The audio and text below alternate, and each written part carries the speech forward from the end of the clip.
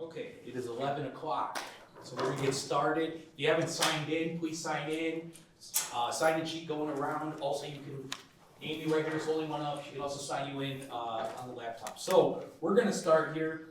My name is David Lozano. I am filling in for Joshua Stamborski for moderator. So I'm the moderator today. I was a former student trustee 2 years ago now. And I'm excited to be here with you guys. But it's not about me. We're here for a much greater reason. The debate. Debate of the semester, and the only debate of the semester. So, I want to get started just laying down some ground rules before we get started. So I've already talked to them, but for the audience's sake, I will repeat them as well. So, debaters are expected to engage in civil discourse and treat each other with respect, no foul language, no insult, no personal attacks, okay? Everyone, there's going to be time limits on segments. And we need to adhere to that because we are on a time limit, okay? Again, no personal attacks. And then for the audience, we're not going to have any booing, cheering, anything. No yelling, screaming. Just stay quiet. At the end, when we're all done, we'll all clap, okay? And then moderator's authority. I have the authority to stop any discussion, interrupt at any time. Remember, I am not debating anybody. I am just the moderator, so please do not fight with me. And like I said, I have jurisdiction over every rule, essentially, okay? And I will be following this accordingly. Just to kind of give a basic format for everyone, there will be opening statements, those will be 10 minutes. And then there'll be rebuttals, that'll be another 5 minutes. And then cross-examination will be 20 minutes. We'll open the floor up to questions from the audience. I'm only gonna do about 3. If I have extra time, we'll go more, but 3 is my limit. And then we'll do closing statements for each candidate, okay? So, we flipped a coin before this and it was fair, right? It was fair? Okay. Yes, fair. Okay, so we flipped a coin and Sean will be going first for his opening statements, okay? So Sean here, just to give a little brief about Sean Miller, he is a first-gen student. He's pursuing a career in politics and environmental science. Currently, he's a sustainability student employee and current president of Debate and Rhetoric Society. And he will be debating the left side of the perspective to this debate.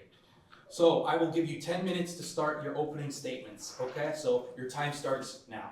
Okay. Before I start, can I just ask that everybody silence their phones, please? Yeah, silence your phones, everyone. Here.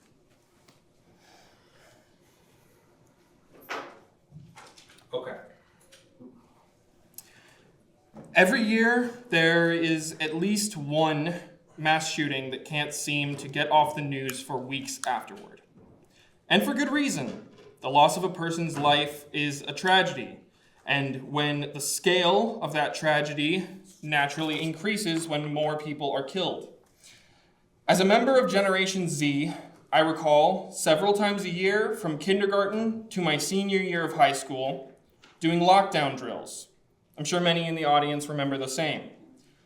As such, the image of our school being assailed by a shooter who wants to kill us was seemingly ever present. An entire generation of American students go to school wondering, could a classmate or a teacher or even a total stranger one day just snap and come kill me and all my friends? Statistically speaking, though, it's unlikely. A far more likely outcome is that a cohort of those students will experience the loss of a loved one or even their own life to suicide by gun or accidental injury by gun or a fatal shooting by an abusive parent or partner.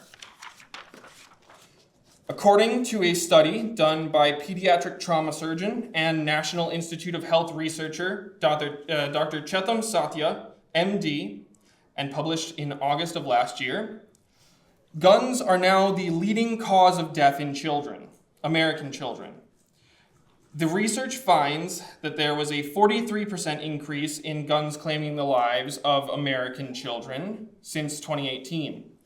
The research also concluded that this increase was multifactorial, meaning that there were multiple factors driving this increase in guns killing children, and mass shootings were far from the main one. The sole unifying factor in this increase in firearm-related deaths in children is clear, though. Having more guns in homes and more in circulation has a clear correlation with more child fatalities. But that wasn't the question, I expect the audience is thinking right now. Thank you for paying attention. Yes, the federal government has the right to regulate all rights guaranteed within the U.S. Constitution. They regulate speech, for example. Threats and harassment of your fellow citizens or elected officials are not covered under the First Amendment. The 10th Amendment is also not an absolute right granted to the states. There are caveats and limitations.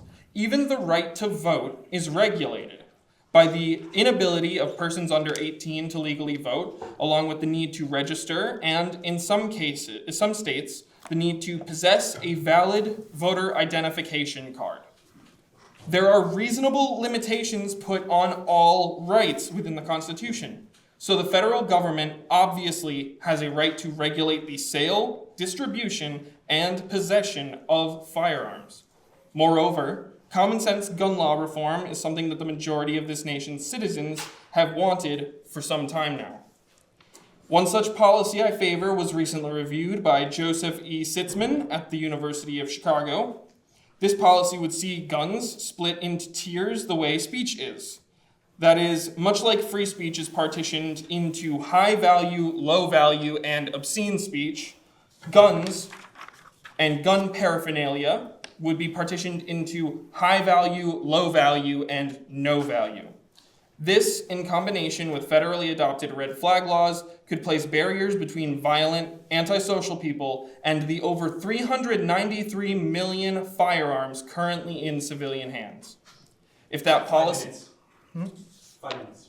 If that policy proves untenable, we could at least attempt to close the gun show loophole, thus lowering the number of unregistered guns in circulation around the country. Regardless of policy chosen, its clear action must be taken to keep American children safe. I yield my time. Thank you. Okay, so we'll go to the next. So we have Joey Albano here. I have his bio right here, sorry. So he went to the Chapter Leadership Summit in Palm Beach, Florida, America Fest in Phoenix, Arizona in December. Attended with Turning Point USA. Most recently, he went to St. Louis with Leadership Institute for their Student Activism Conference. So, Joey, I will give you 10 minutes. Let me just reset this. Your time starts now. Awesome. Thank you, everybody, for coming out, listening. Sean, thank you for everything you had to say. First, I want to paint a picture for everyone. And this is the picture that I'm painting that is statistically the more true circumstance, is home invasion. People will always say, and yes, to think that kids getting killed is wrong. Of course it is. Who wants that?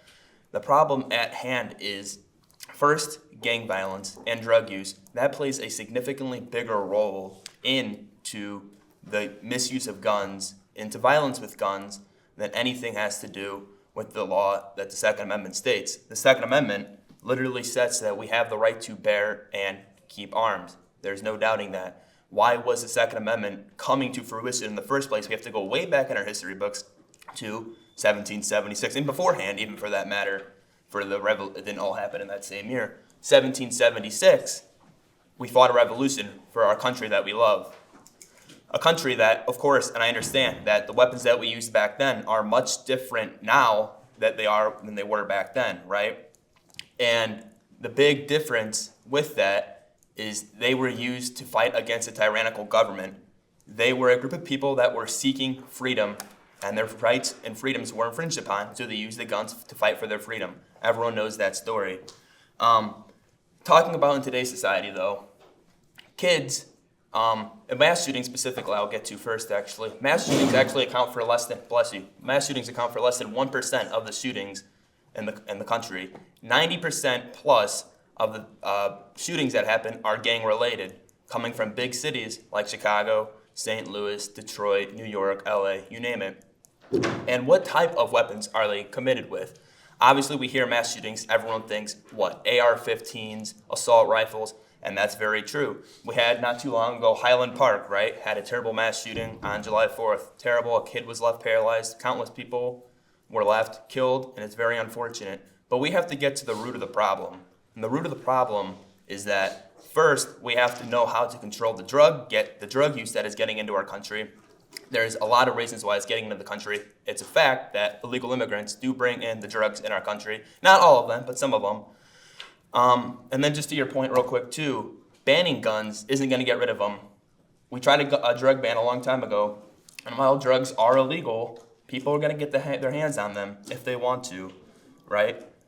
And other thing we have to understand is about the outlawing of guns is how are they obtained? The people that commit crimes with guns, they obtain them illegally. Theft, black markets, bad things like that. I personally stand in favor of some government regulation on gun control. A person has to first prove that they are mentally fit and capable of having a gun.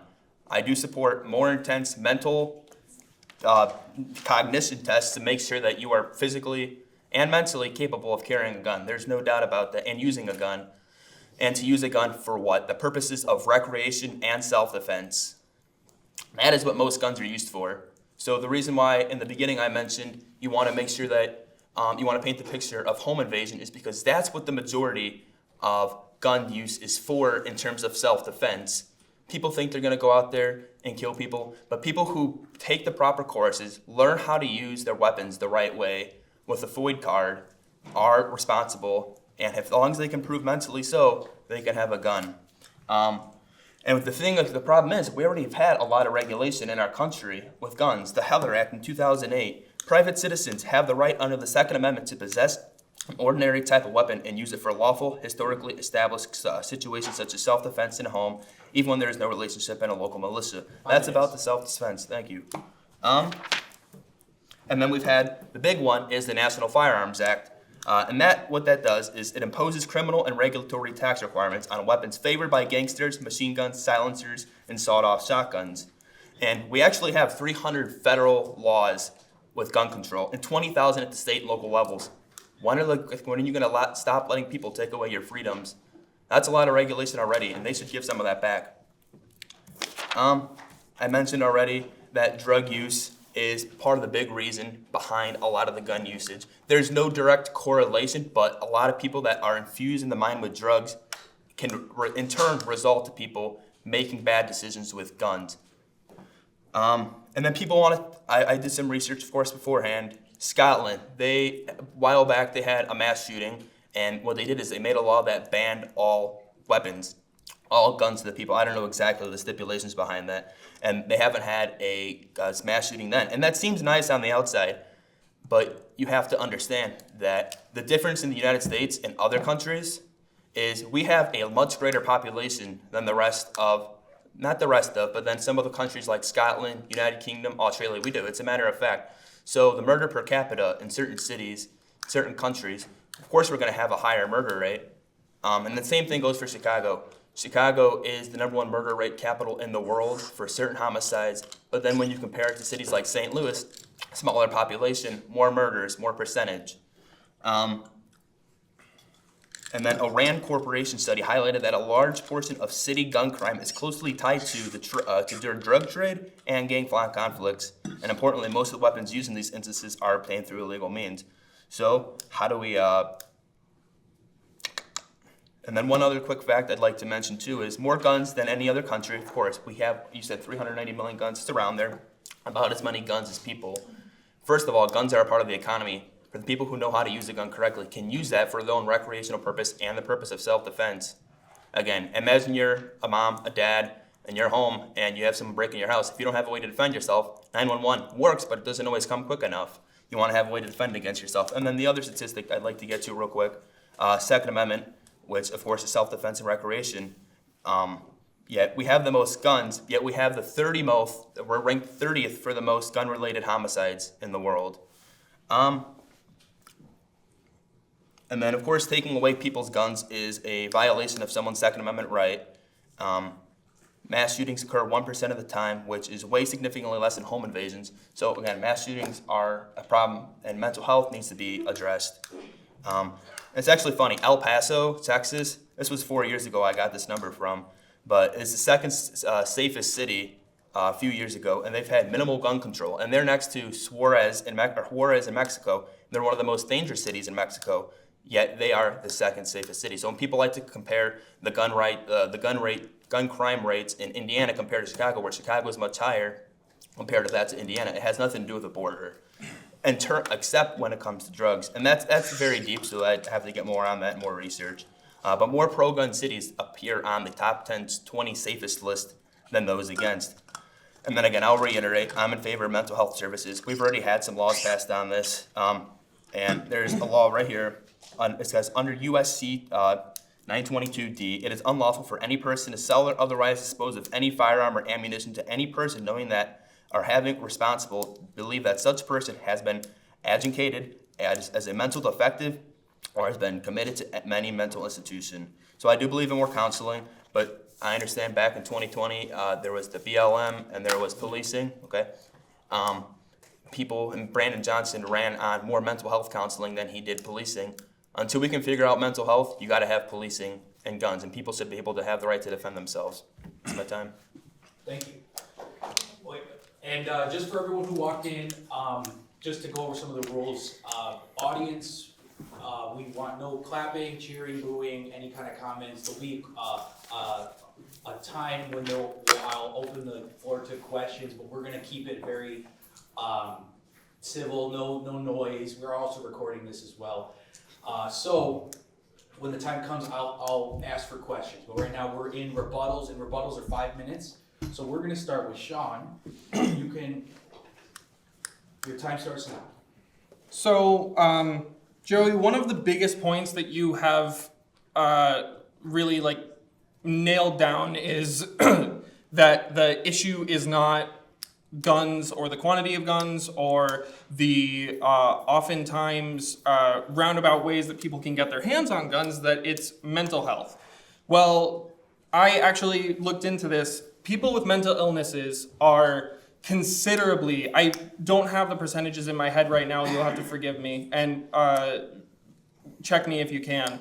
The rate of violent crime among people with diagnosed mental illnesses is considerably lower than the rate of violent crime for persons considered normal, if you will. And the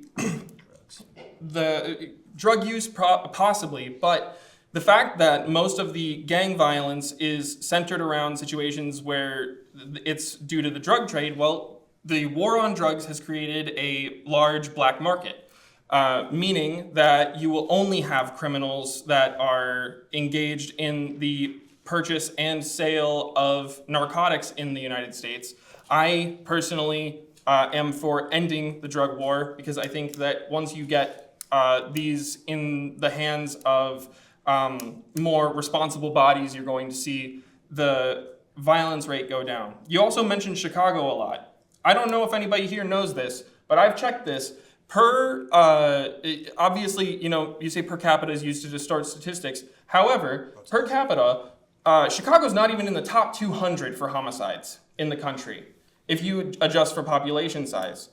You know where is in the top 200? I tallied up all these cities. It's Florida, Missouri, Michigan, Wisconsin, Valpo, Indiana has a weirdly high one, as well as Oklahoma. If you look at the top-ranked states for gun violence in the country, you have to get to about number 30 before you hit Illinois. As far as saying banning guns doesn't work, I would compare the fatality counts in mass shootings from before and after the bump stock ban happened. You see an average drop of about 4 or 5 deaths if you aggregate these numbers. As far as illegal guns being obtained illegally, as far as Illinois is concerned, that's not true. Over half of the guns used in violent... Thank you. Over half of the guns used in violent crime in the state of Illinois were obtained legally in Indiana or Wisconsin. Actually, all of our border states supply that over half. I believe it's something like, it's a large minority, but it is still a minority of like 45% of the guns used in illegal activity in Illinois were actually purchased in Illinois. You and I agree very much on giving extensive background checks and fitness screenings for people to own guns. I support the idea of, treating a gun license more like a driver's license, where every so often you have to go in and you get it renewed, and you have to go through testing sometimes to get it renewed. That would, I think, keep these weapons of war, frankly, in a lot of cases. Obviously, there are ones used for hunting. Thank you, but in a large number of cases, you have things like Glocks and AR-15s and help me out. What's the civilian Beretta? I'm not sure. The Beretta 92 FS. Thank you. Okay. I didn't know that. These are civilian options of weapons of war, and they need to be kept out of the hands of abusive partners and other antisocial people who would use them to harm others. I yield. Perfect. Okay. Just reset this.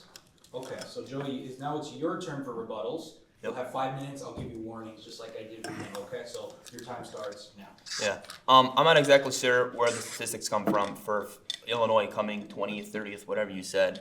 But Chicago specifically, some of the big cities, they are proven. FBI stats, all that information, police reports show that Chicago, not just Chicago, I'm not saying they're the highest, but they're up there. Obviously, I'm not exactly sure. I have to look at the stats. Maybe we could enlighten each other. We'd have to do that research together. But in terms of driver's license, I can definitely understand how you want to treat it like a driver's license. My grandma's going to turn 80. She had to lose her license a couple years ago because of the fact that she has Parkinson's and dementia. There's no reason why she should have a driver's license if she can't even walk herself. So things like that I understand. But the majority of the population is mentally capable. The reason why we have these problems in the first place is because of the select few that cause problems for other people, right? Not everyone, I guarantee you, and I would hope not, that no one in this room is someone who would do such a horrible crime. I know that.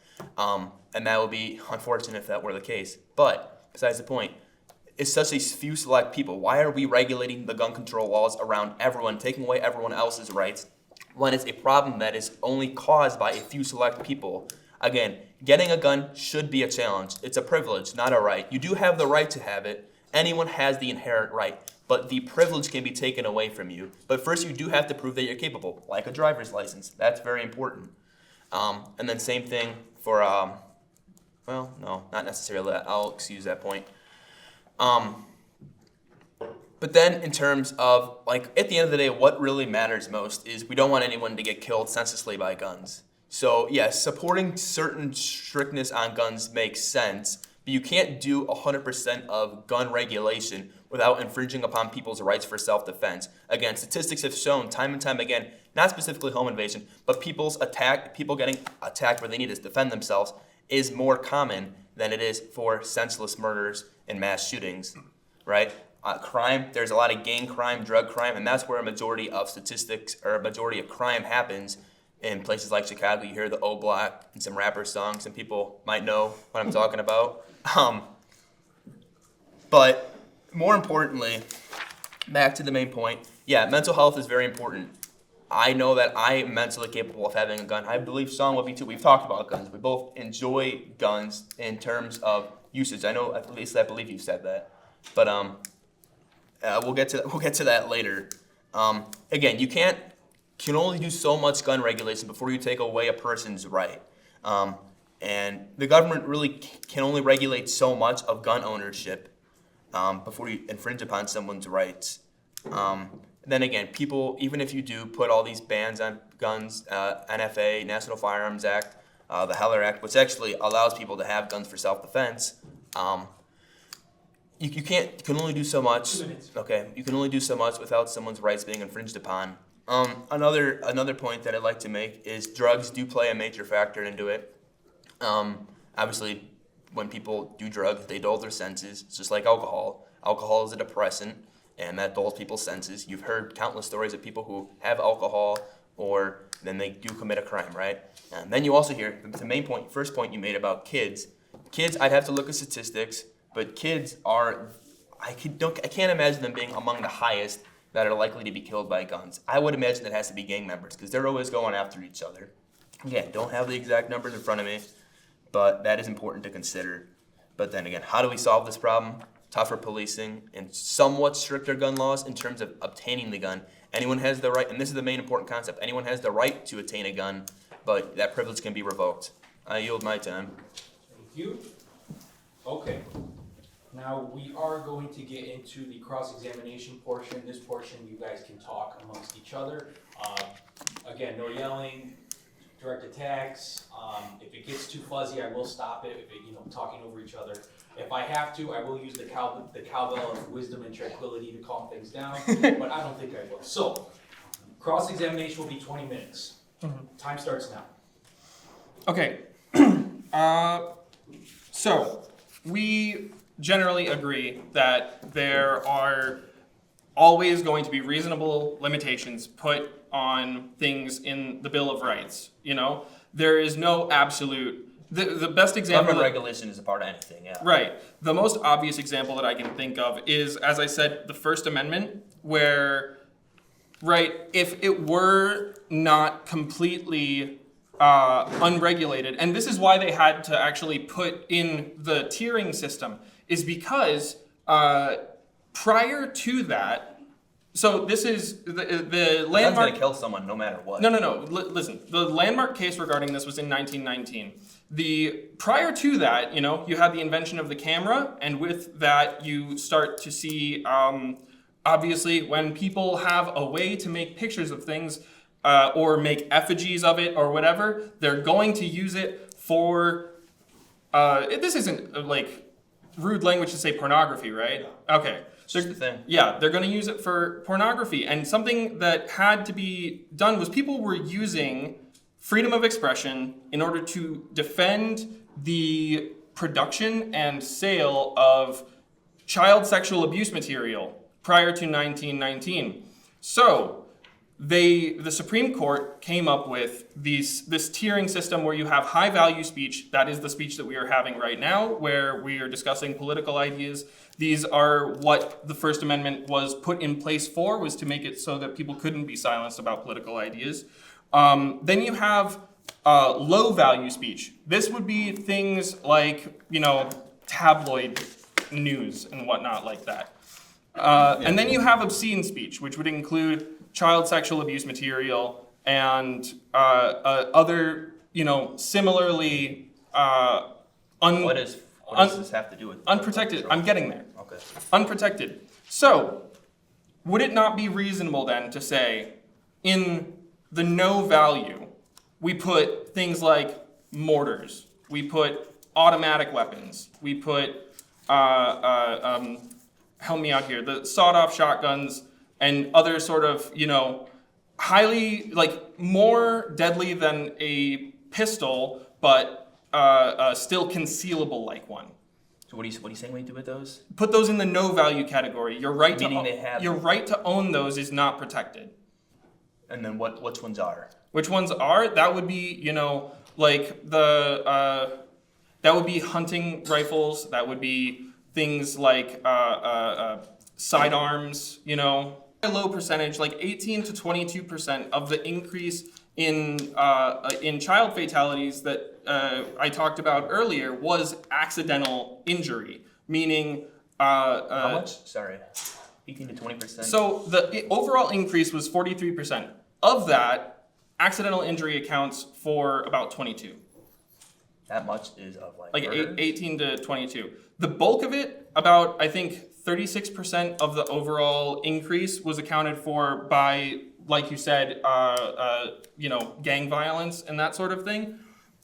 Overall, gang violence is more of a policy failure than anything, Just like you saw in the 1920s with Prohibition, you start to see a black market emerge that deals in hard drugs nowadays. That's why the cartels make so much money. Well, actually, now the cartels are making more money off of human trafficking, but that's besides the point.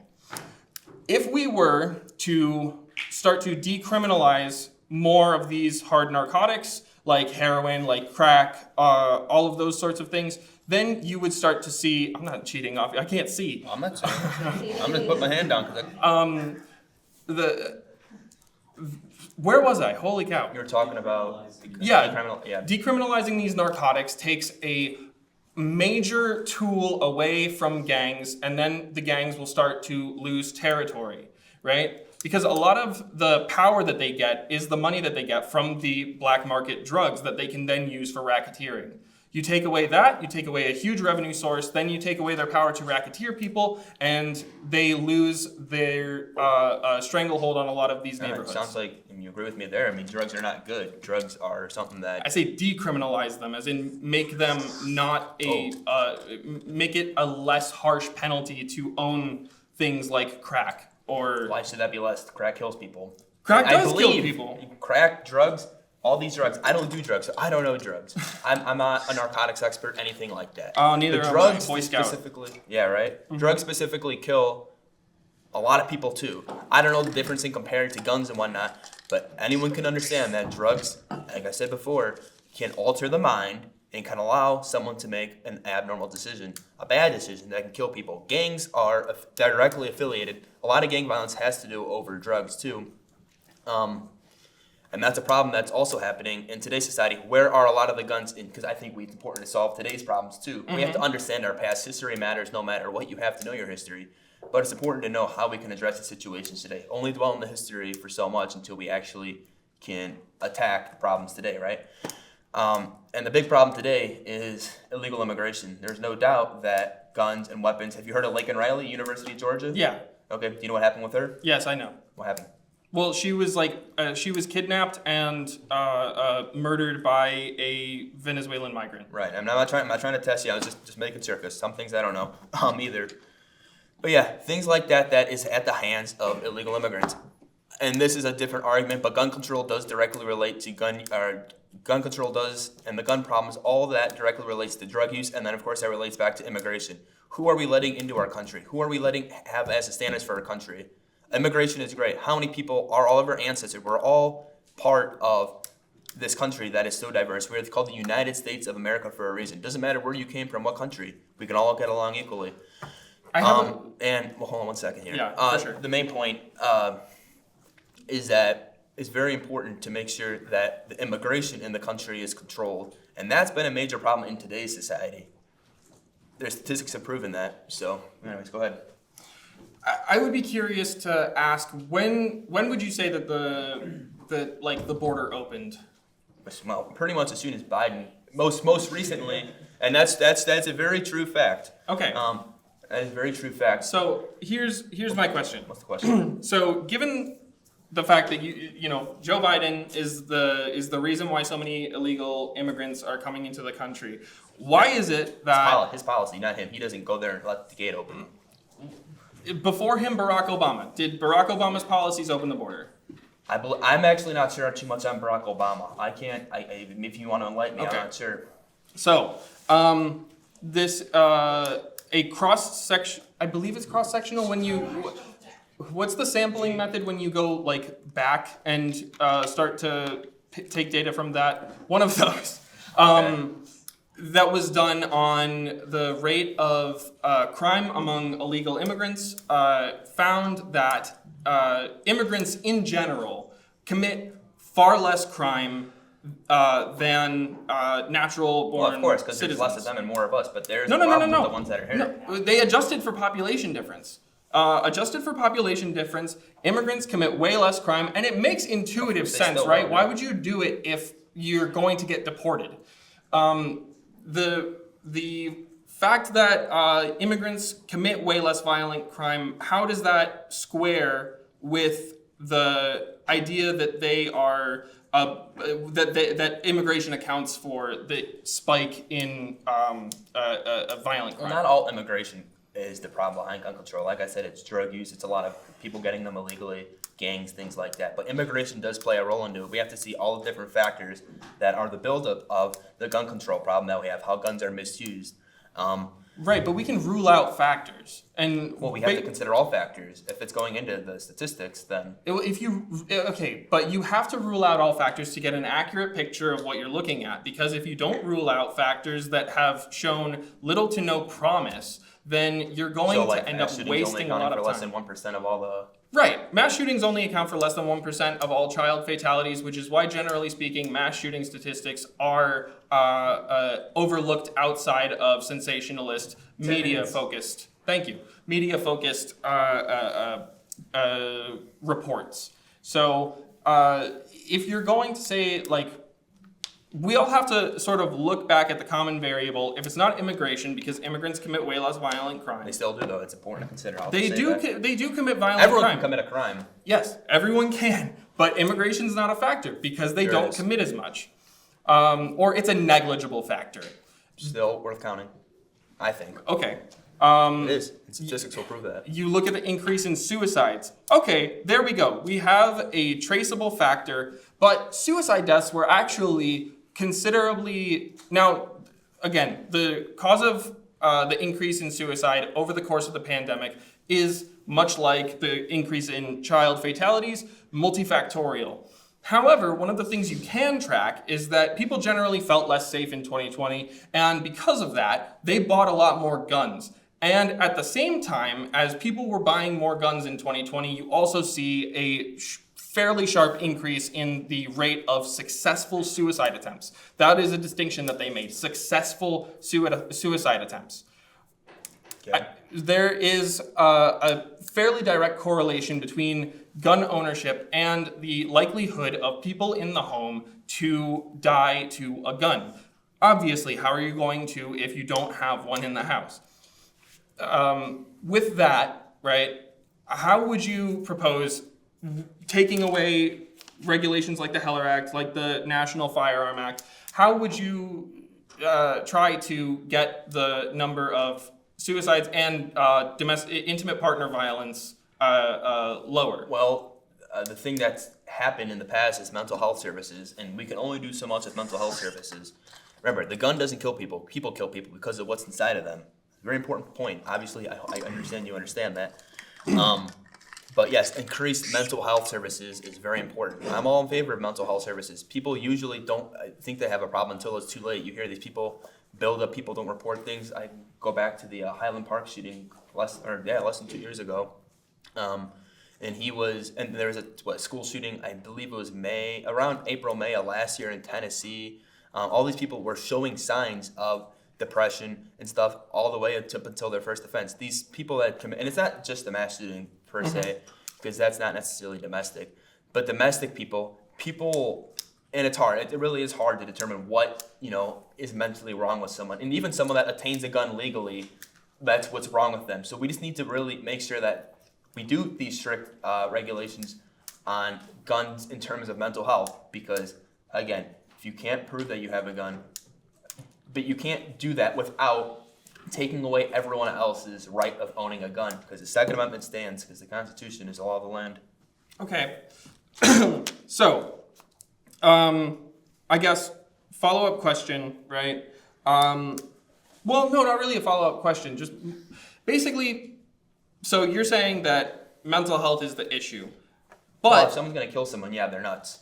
Not really. Yeah. No, because they've done studies on there's a book called The Banality of Evil that goes into it, and we can use as a proxy for abusive intimate partners. We can. I'm going to say that you could use just about anybody, but this book uses the Nazis at the end of World War II. When they were on trial in Nuremberg, they underwent multiple mental fitness screenings, and what came back is that they're normal, because you don't need to be unwell to be evil. In order to do horrible things to other humans, first you have to dehumanize them, which if you're raised in a misogynistic household, there you go. You've dehumanized women, you now think it's okay to, treat them how you wish. Two, you need to reach a sufficient breaking point, And if you have a short temper, which is not a diagnosis that people can get, if you have a short temper, there you go. You have spur of the moment. Yeah, anything can happen in the moment. But then again, I just still think the point stands that if you're going to kill someone, you are mentally not right in the head. Well, that's just not what psychology says. But it's a fact. If I went up to you, boom, right now, that means something's wrong with me. It's not because of but personally for me anyway. Some people, yeah, I understand the heat of the moment builds things up. But Okay. it's not, I don't care. You have to be mentally wrong in the head to want to kill someone and think that someone else's life isn't as valuable as everyone else's, that you're going to take theirs and shooting them. I'm Trying to kill them. Right. Are people in the military mentally unwell because they go Well, they're out with the defending our express country. purpose to kill people? Because there's a direct threat against us. Okay. So, We're per defending our their land. training, they are able to be conditioned to lose their empathic response that keeps people from being okay with killing other people. Right? In defense of the country. Yeah. Regardless, right? It is that's why PTSD is such a big problem among people in the military. It's very, very hard to deal with killing someone unless you have mentally prepared for it. If you've mentally prepared for it, I'll use El Paso, or you could use Christchurch. Both of these instances, you have somebody who is radicalized on the internet to hate certain demographics of people. And I believe, I don't know with El Paso, but I know with Christchurch, he was screened and he was found to be mentally well. We know we have that because we just have to figure out what mentally well and ill and. Well, he had no history of any major personality disorders. He had no history of any disorders that are generally linked with violent behavior. The Christchurch shooter, you know what he did? He hated Jews. He hated Jews and he hated Muslims, and he hated that Muslims were moving to New There was Zealand. nothing ahead of time that proved that he was posting things like that and whatnot. Yes, there was. There was, so that should be a warning sign in the first place, of course. And then the other thing that's important to notice, yeah, you're right. I mean, Mein Kampf, obviously, Yes. how not just Hitler, but the entire Nazi Party tried to train people to believe that killing people and controlling people's minds into killing people is okay. There is mind control like that. That's a major factor that needs to be addressed. You don't need it to be deliberate in order to change the way somebody thinks, because you can see it in the way that Black people, for example, were very dehumanized and are still very dehumanized in general, but especially at the turn of the 20th century, right? And you can see a directness between the extent to which Black people were dehumanized by movies like Birth of a Nation and the fact that I think it was something like one in 6 people in this country were card-carrying KKK members in 1920. Yeah, that's bad. Yeah, it is bad. It is bad. But the point here is that you don't need something deliberately drilled into you in order for you to adopt it as a justification to do a horrible thing. Yeah, sometimes, like you say, the big thing you say, domestic issues within the household and whatnot, situations can arise where people think it's okay to kill each other, but it just doesn't make any sense. There's no way you can deny the fact that if you're going to voluntarily shoot and kill someone, there is something wrong with your brain. I mean, obviously, there is no person that should ever think that's right, and then you get into the issue of what's morally right and what's morally wrong. People usually, what's interesting about the laws of how people get sentenced, the crimes of murder and whatnot. But yeah, it's very important. But then again, to get to what's most important in today's society is how do we stop the problem that we have? Because I think, again, the United States isn't as bad as other countries, and there's a lot of good that guns can do for us. Obviously, self-defense, I can go on and on about that. But we have to figure out how do we take care of the problem that we do have. Cities like Chicago, St. Louis, it even doesn't matter the numbers, because the numbers become irrelevant. We know that we still have a problem on our hands. And the fact of the matter is, we probably might never get rid of the problem, but to lessen it is, of course, most important. Mm-hmm. So, most importantly, we have to, of course, make sure that mental health services are more so and I guess there's already another statistic. I'm not sure where I went, but besides the point, there are services and there's laws out there that require people to prove that they're mentally stable in order to use a gun. And then again, there's the concept you made too. Sometimes you could be a totally normal human being and have situations arise where all of a sudden you decide to kill someone. That's interesting. That stuff needs to be taken and looked at. We don't have the information and the numbers on that. At least I don't. But the reason why people kill someone, it just proves that they're mentally ill. Sorry, for the time being, right, if the only thing that we can do is lessen it, and we don't have the research to say how we can lower the rate of people who are not mentally unwell from doing these sorts of things, why not just, until we can figure that out, we put restrictions on their ability to obtain weapons? Again, there already are more than enough restrictions, and putting too many restrictions allows for more further problems with gangs. People are going to find a way to get a gun illegally. Time. Yeah. Okay, awesome. Now we're gonna move on to the section the audience can participate. We got a good amount of time here. So, do we have any questions? Oh, come on, someone's got something. We got one question. Go ahead. So, this is for Joey. We talk about mental health. Do you know how the right plans to increase mental health care availability and lower costs if they are available to, like, you know, low-income gang members or homeless? Yeah, it's interesting you look at that because although I stand on the more side of the right, I'm not a member of them. I don't know what their plans are, but things have to be addressed. People have to come to common sense solutions, bipartisan issues, because there needs to be a level of making such things more accessible to people who might be considered minorities. And really, I believe you can look at how you want. Not too many people are really minorities in a country that has equal success. I understand you can look at all the numbers, but everyone does have the equal chance of success in the country. It doesn't matter, it just matters how hard you work. But in terms of mental health services, I don't know their plan because depending upon what level of government you're talking about, the legislation, I'm not there. I'm not a lawmaker. I just know I stand with some ideas. So. Are there any other questions in the audience? Got I one? have a question, Sean. When he was mentioning suicide rates, I believe it was 2020 with the increase in suicide Yeah. rate in 2020. Wouldn't that have to be correlated with COVID too, because of the lockdown?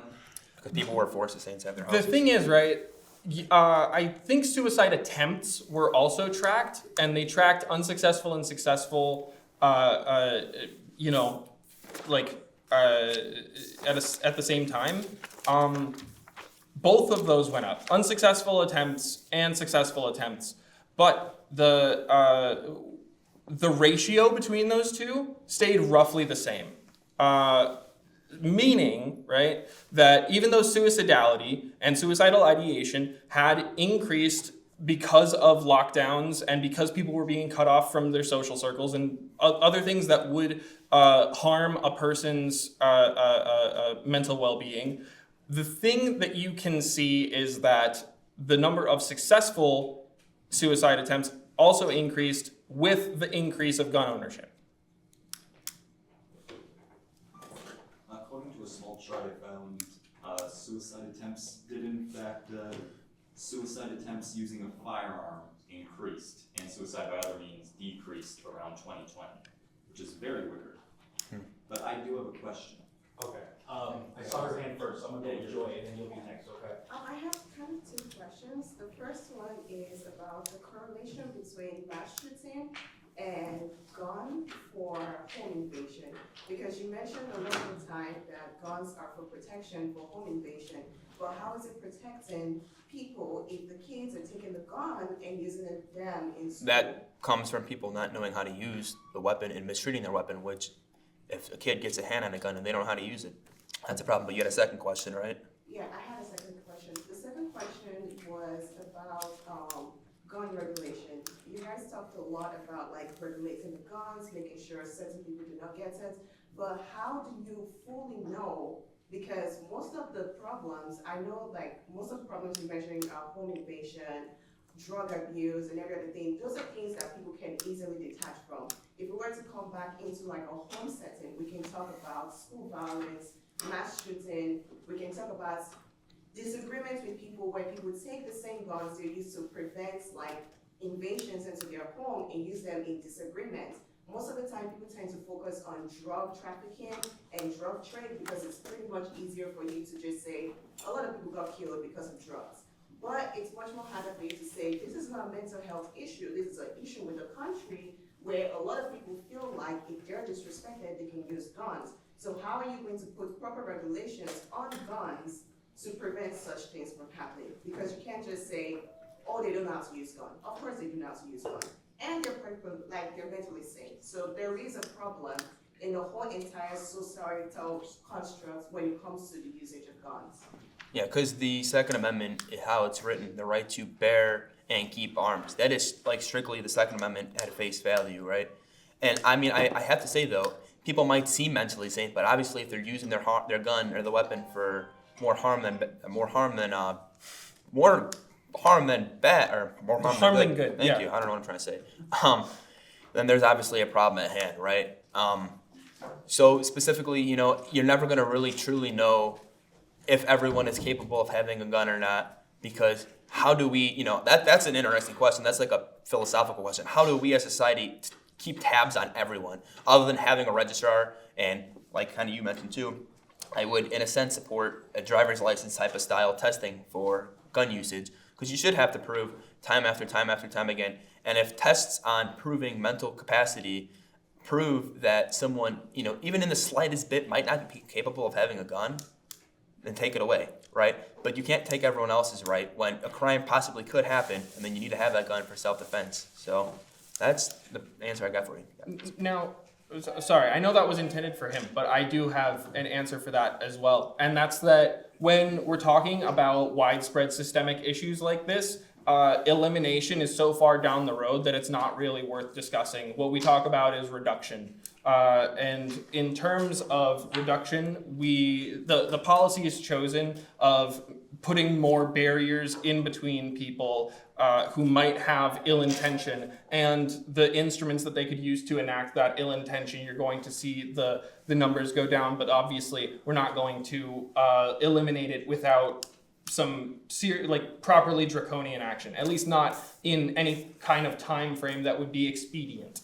So what you're claiming is that as a society as a whole, like the culture of guns should be reduced and not completely eliminated.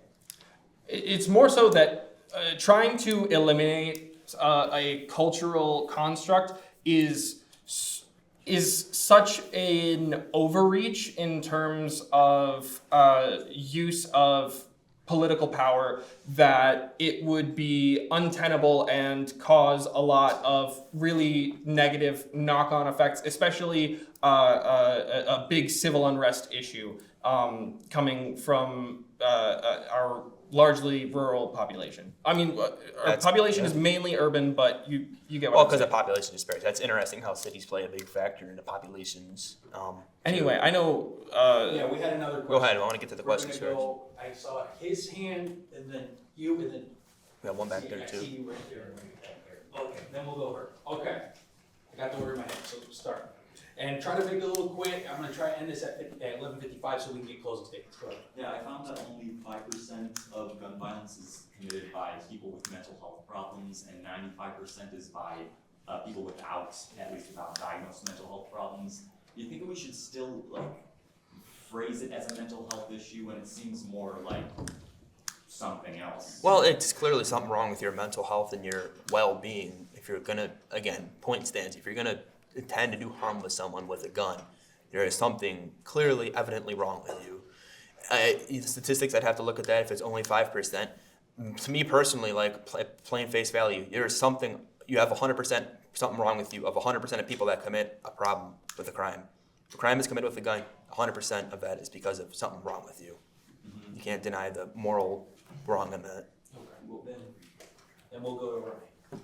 So I just walked in a little while ago. So, yeah. Here's a little debate, but my question, it goes back to self-defense, firearms, and just kind of when it comes to drawing the line, where do we draw that? Because I can get behind supporting somebody owning a gun for self-defense with a small firearm with a small chamber with a few, but what I can't see is someone using like a weapon for something that's like a semi-automatic weapon or something that is just an assault weapon, really. Yeah. And that is where we see crime committed. It's not with the small, self-defense gun, pistol people. We're seeing people using more heavy-duty assault weapons and just tactics that we've never seen before when it comes to causing harm. So with gun regulations, where do we draw that line to say it's okay to own this, and how do we make sure that when we're checking people for their mental status, we are continuously ongoing with that process to make sure that they haven't hit recent gone through some, because crises happen any time, and people can respond very differently when a crisis happens. And if some, let's say someone's holding a gun and they've gone through all these background tests, they're allowed to own it, but they go through a crisis and then they go and use that, where if we were only doing the one when they're getting the gun at the first stage, and then they don't have to do that for the next several guns they buy, where's our line?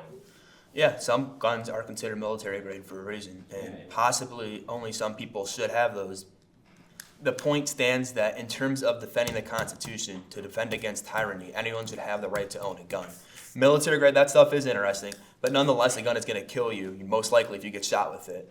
Of course, assault rifles, fully automatic, that shoot multiple rounds all at once, have a greater chance of killing more people in a shorter span because, you got something? Go ahead. I just want to add to that too, with the assault weapons, since those are what we're seeing people use in their crimes and school shootings, should those be banned? That's hard to say. I have to look at more statistics. The wrong people shouldn't have them, but some people, I'm not exactly sure who. I know I don't. People do use some of those weapons for recreational purposes, and it seems interesting to use that in terms of self-defense too, because a Glock, a pistol can get the job done. But that's the interesting. That's where you have to learn to draw the line and whatnot. But then again, it's hard to do that without it becoming a hard and tyrannical. How should I say that? It's hard because if then you're just taking away someone's inherent right that is written in the law of the land, people are going to revolt against that. So taking that away, it should be harder for someone to get a gun. It should be much, and it is. It should be harder for someone to get a gun than get a driver's license. So if you can't prove that, you can't have it. But yeah, it's hard. You got to look at that type of situation individually. I like to shoot guns for fun, recreationally, I don't hunt, but things like that. But I don't know too much about those type of things. The range is a good time. Oh. I'm sorry. We'll have to go sometime. Okay. You had a question? Yes. You shift the blame off of guns to mental illness, right? Well, yeah, because a mentally wrong person kills someone, not a gun. The gun is just a tool used. I feel as though this is like an unjustified scapegoat because it removes all forms of context. You can put like a neurotypical someone, but have their upbringing be surrounded by gangs, and they're more likely to commit those violence because that's all they know. Yeah. So they're mentally unwell because they were brainwashed. Yeah. They're mentally Because, well, if someone's brainwashed and something's wrong with their brain that tells them that something to do of killing someone else is okay, and even I believe people are born, and you're right, it's hard because some people are born in the circumstances like gangs all the time, where they grow into gangs and you see 16, 17, 18-year-olds, even younger, getting killed in Chicago because of gang violence and whatnot, and it's something hard that you got to look at. So, but the matter of the fact is people are born inherently good, and if you're going to use a weapon for harm, then there's something wrong with you. And we can talk about what Sean said too, but I know we got more questions. So. Yeah, we just got one more question right there. I have two questions actually. For one, can we define appropriate gun usage? What is considered appropriate gun usage? Me personally, I'll make this short. I know I got a lot of time. Self-defense and recreationally, use safe. What's recreational gun use? Going to the shooting range, things like that. They're not two. They're two separate things, not the same thing. Recreation is going to a range, boom, boom, boom, shooting targets for fun, which people can do as long as it's done so safely. And then self-defense, God forbid, someone walked in here right now. I don't have anything, but stay locked and loaded. Hold that person down. Yeah. One last question right I there. want to say first off, you guys do an amazing job. Amazing job. Thank you. Appreciate I want to first off by asking both of you, Sean and Joe. So I know Sean was in Cook County area, I believe, so he was I actually had to change my living situation. I'm back in Bolingbrook now. Okay. So I was gonna ask, I know we have a climate crisis, obviously. What do you guys think about the U.S. government overall focusing more on that and homelessness at the same time? Obviously you should take care of your people, in a homeless situation first. You mean like Americans that are homeless first? Obviously people, you should take care of everybody, but what what are your thoughts on like, Hey, the just, migrants? I'm gonna stop. It's a little bit off topic, so we're gonna move Why on. don't you guys just talk about the migrants? Like, Yeah, well, I'm going to answer that really quickly too, because the main important thing is take care of America first, and then you can take care of everyone else. We have problems in our own country. We do have to also keep on us. Yeah, no, that's fine. You know what, how about, are you here till after, or are you gonna stay after? Just whatever. Okay, I'm sorry. I'll answer your question with another question. Why not both? We have to do closing statements. Okay, we're gonna have to move on. Okay, so, Sean, give your closing statement, and give you, 2 minutes to do your closing statement. Okay, Give me 1 second. sure thing. Okay, actually, no, sorry. Okay, start. All in all, when looking at the various factors that lead to tragic gun-related deaths and homicides, it cannot be overstated the impact that ease of use plays in the equation, right? When people talk about eliminating gun violence through gun control, they bring up countries like England where they don't allow people to own firearms, and then they bring up knife crime. I would argue that it is much more, you have a much greater fighting chance against somebody with a knife than somebody with a gun. Switching over to talking about people's constitutional rights, if you take a look at what a right in the Constitution says, at face value, you are removing all kinds of context, all kinds of things implied within the Constitution. It is entirely open to interpretation. That is why we have a Supreme Court. One could interpret the right to keep and bear arms and run a well-regulated militia as not having guns in homes, but having a community armory. 30 seconds. I'm very curious as to what he would think about that. The point being, Well, you there have to is find a community armor. Sorry Okay, about- we have to, no interruptions. there is a moral responsibility for the federal government to do something to decrease the rate of violence with guns. Okay. Okay, Joey, now you have 2 minutes to give your closing statement. Time starts now. Yeah. So unfortunately, the country has had problems in the past revolving gun control and gun rights, and people have, unfortunately, in the past been senselessly killed by weapons. Again, it's not the weapon that kills people; it's people that are mentally unstable that kill people. There's again taking care of the gang and the drug issue. It's a big part of it. There's a bunch of factors that do play into it. There's no doubt about that. Immigration that directly relates to that too. There are domestic situations. Mental health is very important, and if it's not prioritized, we're going to have a nation of people that are all wacky, going at each other. We don't want that. So we have to, more importantly, take care of those things at face value first. You cannot take away the rights someone has to own a gun without infringing upon their Second Amendment right. The majority of weapons are used for recreation and, if needed, self-defense. It's more important, like the reference I made with El Paso, Texas, that if people usually, I go down to the South a lot, I got a brother that lives down there, I got family, people are locked and loaded. I'm not saying there's not crime, because there is, but there doesn't seem to be as much crime. People are intimidated by the fact of something possibly going wrong with a gun. I'm not saying that should be used to scare people, because it's not. We have law enforcement for a reason, and we need to really ensure policing is done in a right way too. But yeah, that's what I got for you. Awesome. Okay. Thank you. Perfect. Okay, so we're gonna move on to our second topic today. And we're gonna do the same format, and then since Sean, you start, we flipped a coin, you won the first opening statement, we're gonna go to Joey. Joey will do the opening statement first this time. So the question is, and it's kind of 3 questions, but they're all the same, it's more clarifications, okay? Question is, what is critical race theory? What is the definition of critical race theory? What is your definition of critical race theory? So Joey, we'll start with your opening statement. You have your timer on.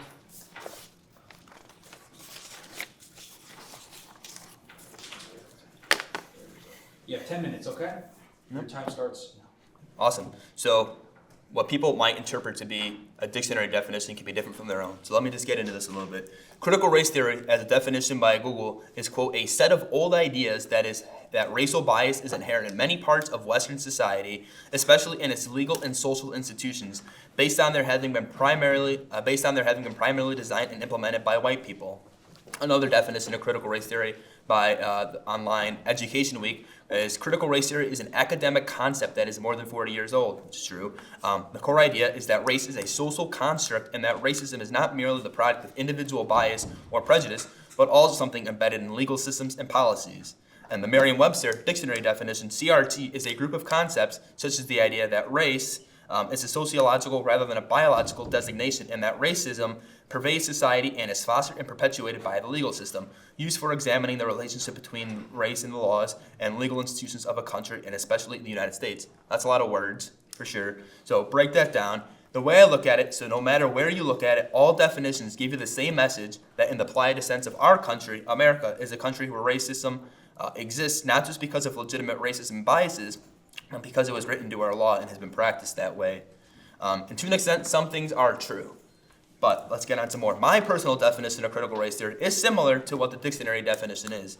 If we do some more research on critical race theory and where it actually comes from and the authors of it and everything like that, where it stemmed from, we have to first go back to our history books a little bit.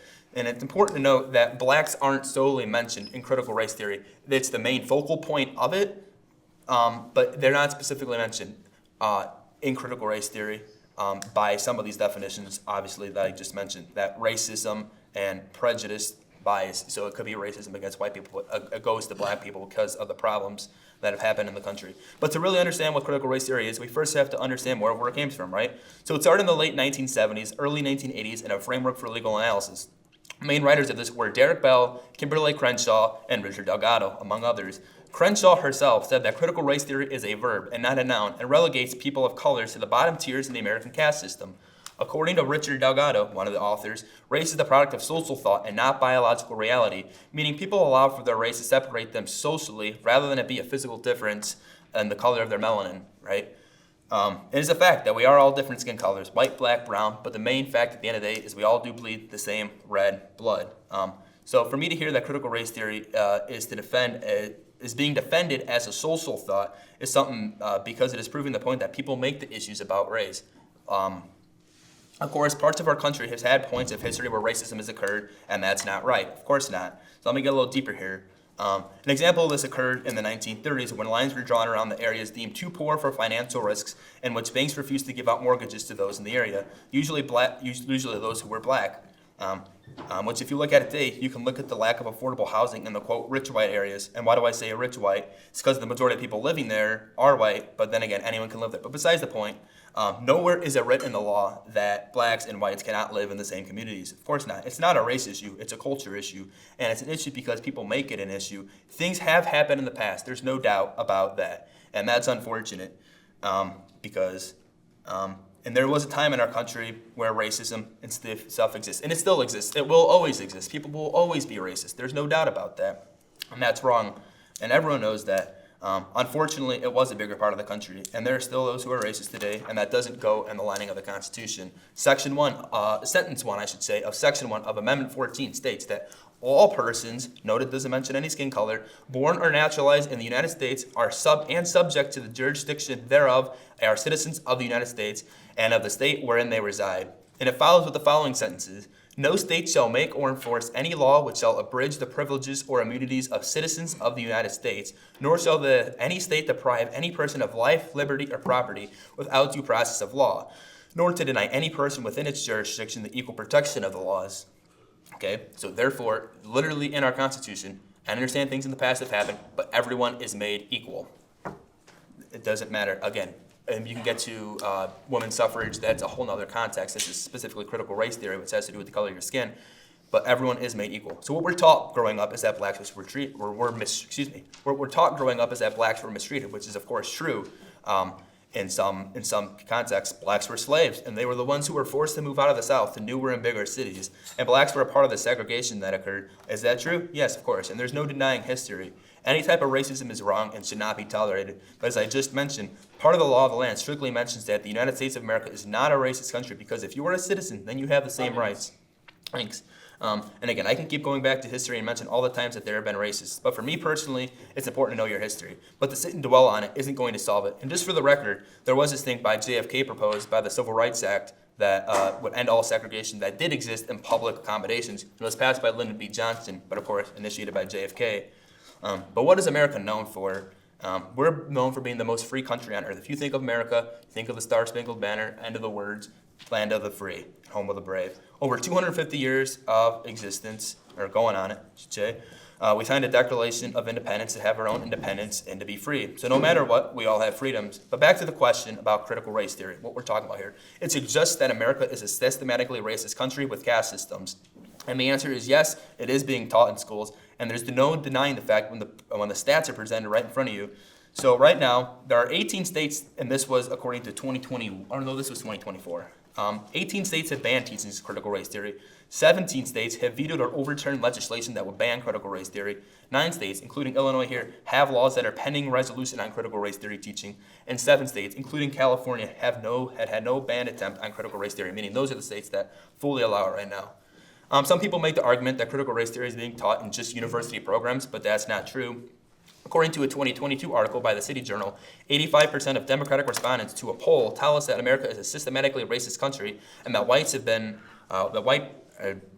America is a systematically racist country and that whites have privileges based on skin color alone. 72% of respondents of the survey believe that discrimination is the cause between disparities in blacks and whites. This is just one example of this. Another poll was taken, and this is interesting here because we're all college students, 1,505 18 to 20-year-olds in America, and asked them their knowledge of 6 concepts involving critical race theory and racism. Of the respondents, 82.4% of them reported to be attending public schools. A lot of us, I know I went to public school. I imagine a majority of us here did too. The reason I bring that up is because school is meant for the students and not for the teachers, of course. So it's important to know what the students are actually interpreting out of the lessons. Teachers might have different intentions of just teaching it, but if students are perceiving it a different way, that's important to notice. So a quick summary of the study here is for critical race theory related concepts, 62% reported either being taught in class or hearing from an adult in the school that America is a, quote, systematically racist country. 69% reported being taught or hearing that white people have white privilege. 57% reported being taught or hearing that white people have unconscious biases that negatively affect non-white people. And 67% of people reported being taught or hearing that America is built on stolen land. We're going to skip ahead a little bit. I got some charts if anyone wants to see them afterward. But to add on to this, 68% of the respondents were told that there was not another alternative reality taught to the teachings of critical race theory, or one that is even a respectable opinion. So as the results of the poll continue to evolve throughout the long article, again, I'm not going to read everything for the sake of time and get to the point. How much? 2 minutes? Gotcha. The whole causation behind the teachings of critical race theory is that if the more a student was introduced to the idea that around the teachings of critical race theory, that America is a systematically racist and divided country, then they're going to feel more guilty of it. Personally, I didn't do anything to anyone in the way past, so that shouldn't be a problem. But this is wrong on quite a few levels. First is indicating that there is something that makes us different, that being our skin color. In today's society, when that couldn't be further from the truth. Things have happened that in the past that people might want to bring up conversation about that. I get that. But we all know that it doesn't matter your skin color and anyone can make it. The paradigms of race, class, and sex or gender to the American legal system. It would be absurd to teach such a theory to children in 4th grade. Still, that is the claim that was made by the right wing in this country throughout 2020 and 2021. In reality, critical race theory, as redefined by Christopher Rufo, is a bugbear. It is a wedge issue intended to keep Americans divided. We have seen it take multiple forms since its peak popularity in 2021. It soon became wokeism, and this year has become DEI, or diversity, equity, and inclusion. If one were to check the search engine analytics of each of these terms, they would find that their respective relevance peaks and troughs almost perfectly lead into each other. That shows that these are passing fads. But who's Christopher Rufo? I love that we keep thinking the same things. Christopher Rufo is a conservative provocateur and political operative. He is responsible for much of the CRT panic, as he has admitted himself. To quote an interview with him in The New Yorker, political correctness is a dated term, and more importantly, doesn't apply anymore. It's not that the elites are enforcing a set of manners or cultural limits. They are seeking to re-engineer the foundation of human psychology and social institutions through the new politics of race. It's much more invasive than mere correctness, which is a mechanism of social control, but not the heart of what's happening. The other frames are wrong too. Cancel culture is a vacuous term and doesn't translate into a political program. Woke is a good epithet, but it's too broad, too terminal, too easily brushed aside. Critical race theory is the perfect villain. If that isn't damning enough, one only needs to look at Mr. Rufo's tweets. Quote, "Yes, I envisioned a strategy. Turn the brand critical race theory toxic. And, despite having virtually no resources compared to my opponents, willed it into being through writing and persuasion." In that same thread later, 5 minutes. the goal is to have the public read something crazy and think critical race theory. Impressionable people, those being young students. Of course, I have a cousin who does happen to be in 4th grade and in public school. And I can tell you with assuredness that she's not learning about the Native American genocide. She's not learning about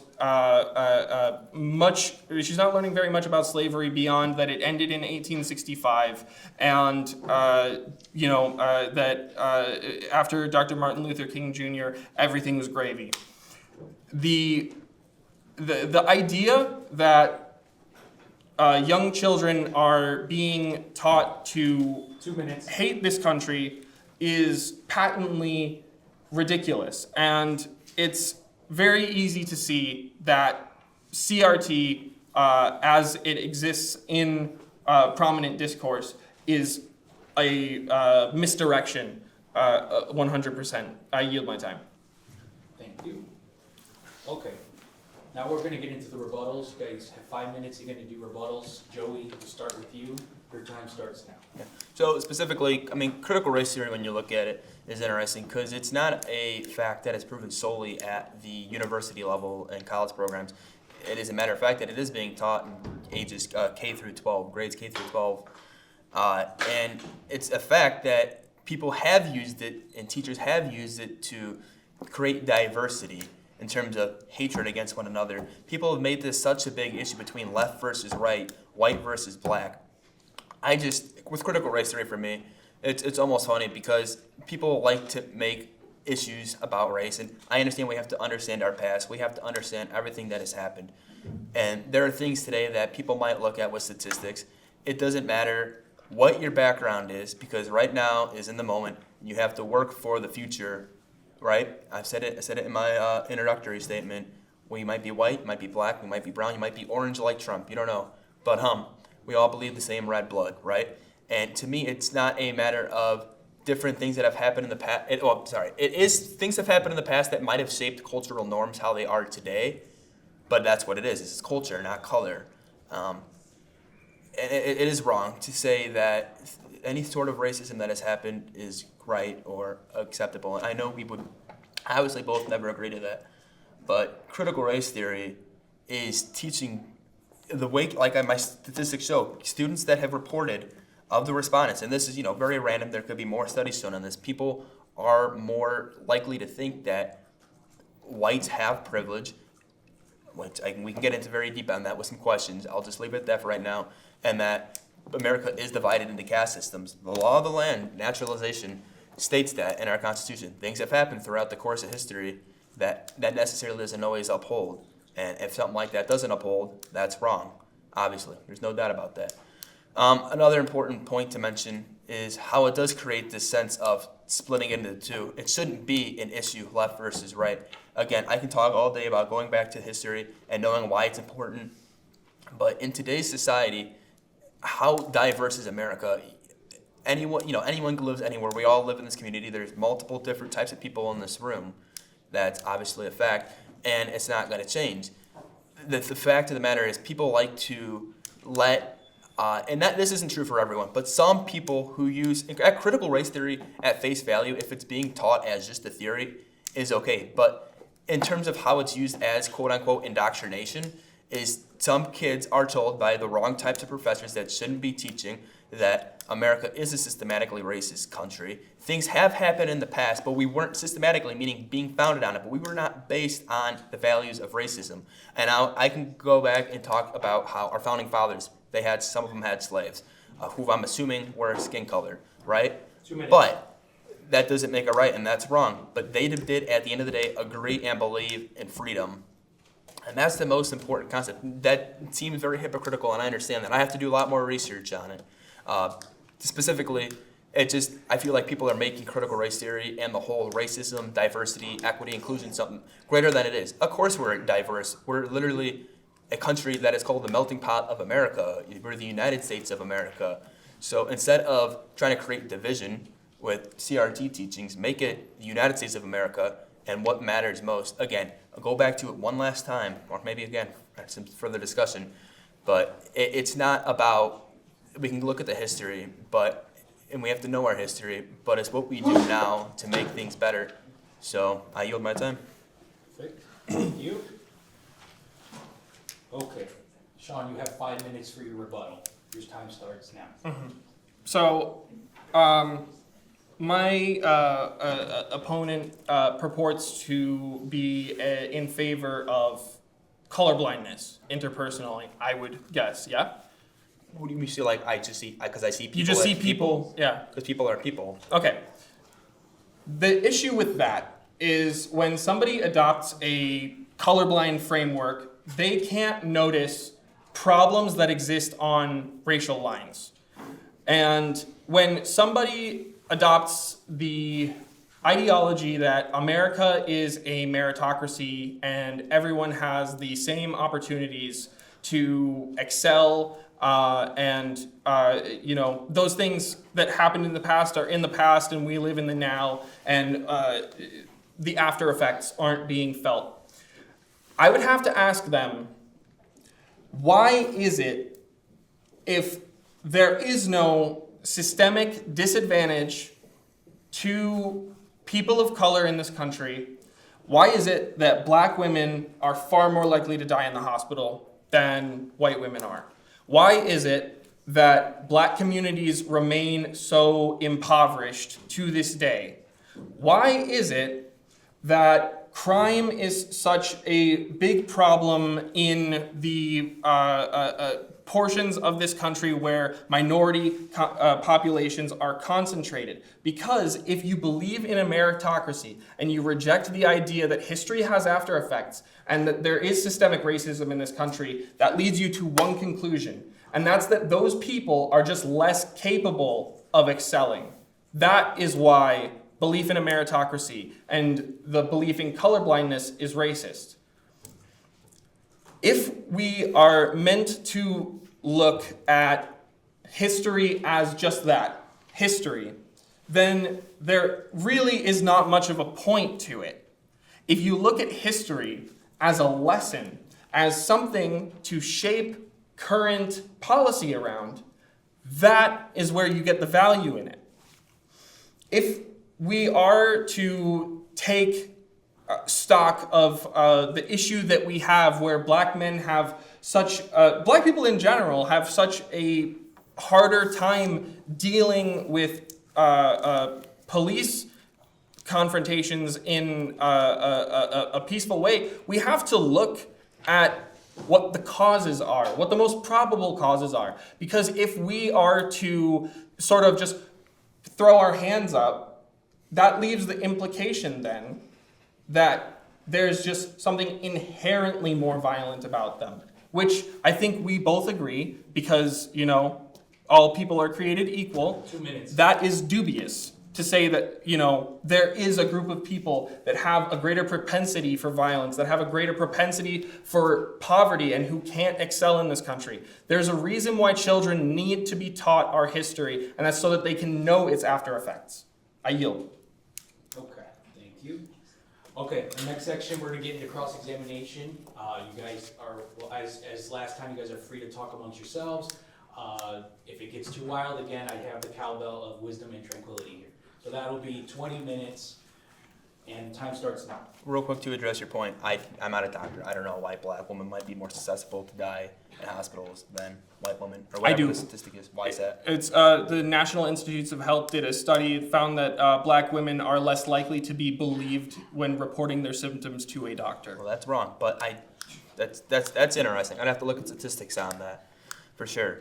But yeah, I think people talking about the caste systems and whatnot, people want to make it a bigger issue. And then again, it's very, very, very important to know your history. But simply said, we have to know the history, but you can only sit on the history for so long.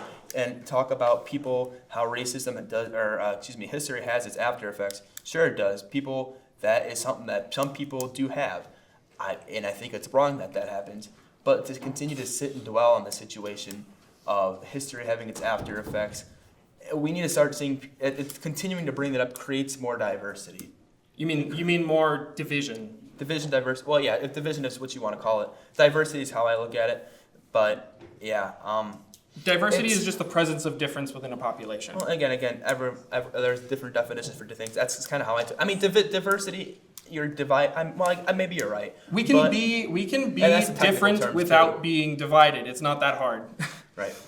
I have a question for you. Okay. Do you know where O Block's located in Chicago? Like geographically? Not exactly. I don't. It's on the near south side. It's part of Woodlawn, and it is right next to. Anybody help me out here? What's the interstate that runs north-south through Chicago? The Eisenhower. Thank you.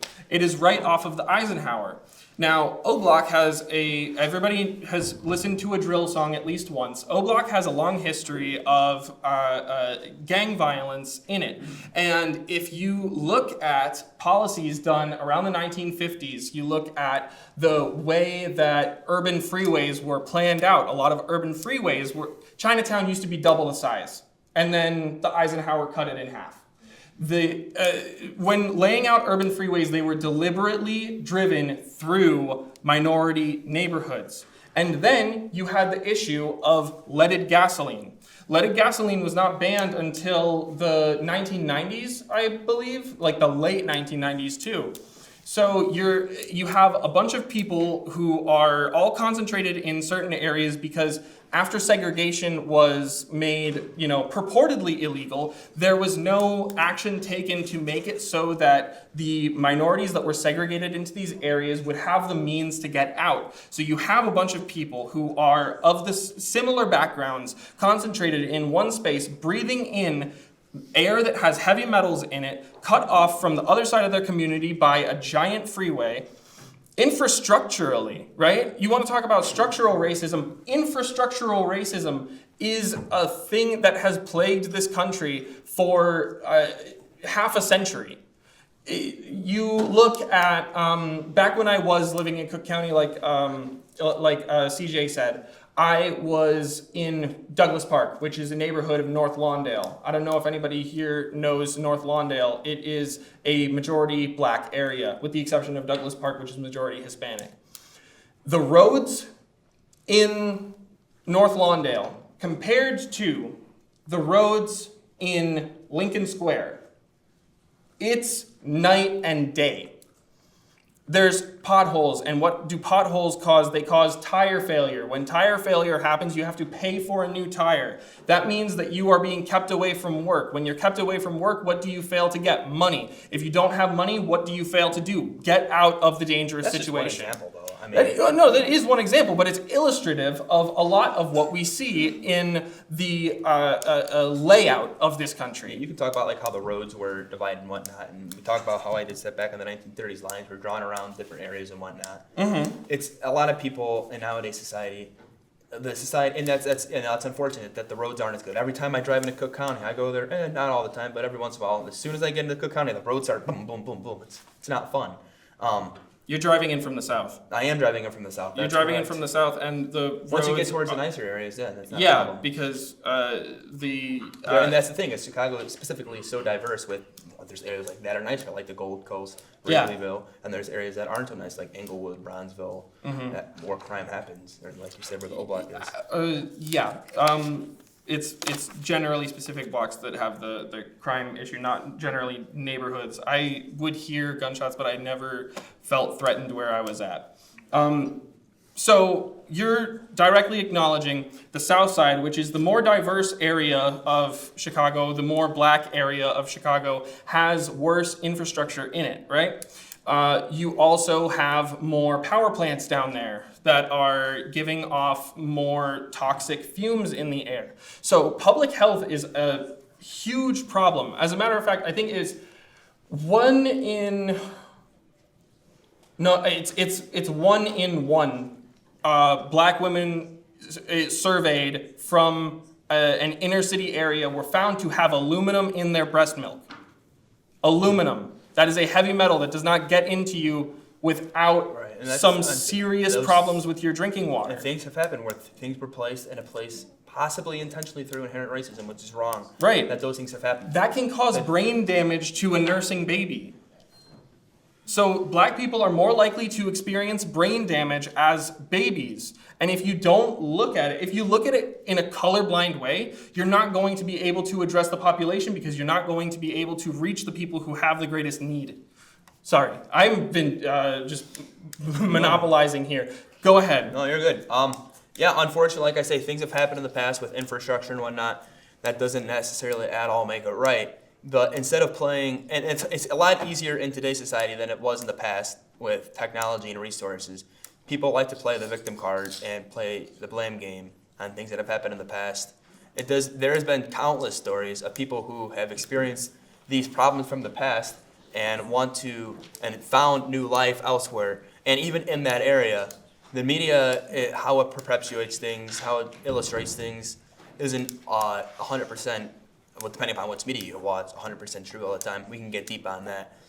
But the common problem and the common main denominator that needs to be addressed, first of all, kids need to stop, not for the teachers that teach critical race theory, that America is built on racism. Things have happened that are racist, but it doesn't mean we're built on racism. Do you happen to know how many people were enslaved when America was founded? That doesn't mean it's in the Constitution. It doesn't mean it's in the Constitution, but it's relevant. It was 1 in 6. 1 in 6 people when this country was founded were owned, and they didn't look like us.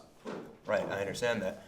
But again, going back, and it's unfortunate. If anybody thinks slavery or anything like that is okay, of course not. That's wrong, and I'm not condoning or I'm not acknowledging that as good in any way.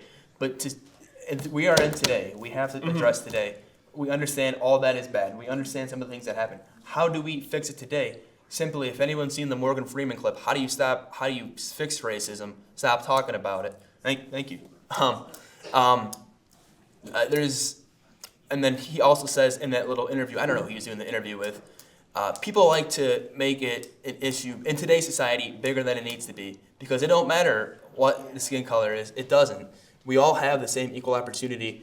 It depends on how hard you're going to work for it. It doesn't matter. It really doesn't because there are resources available to help people. Pardon me. They haven't gotten reparations. I'll ask you something here. They don't know. Well, I don't even want to talk. Reparations We'll talk about reparations after this. All right, here's a question. All right, so you and your friend are playing Mario Kart. All right, and while you're playing Mario Kart, your friend has hidden your controller.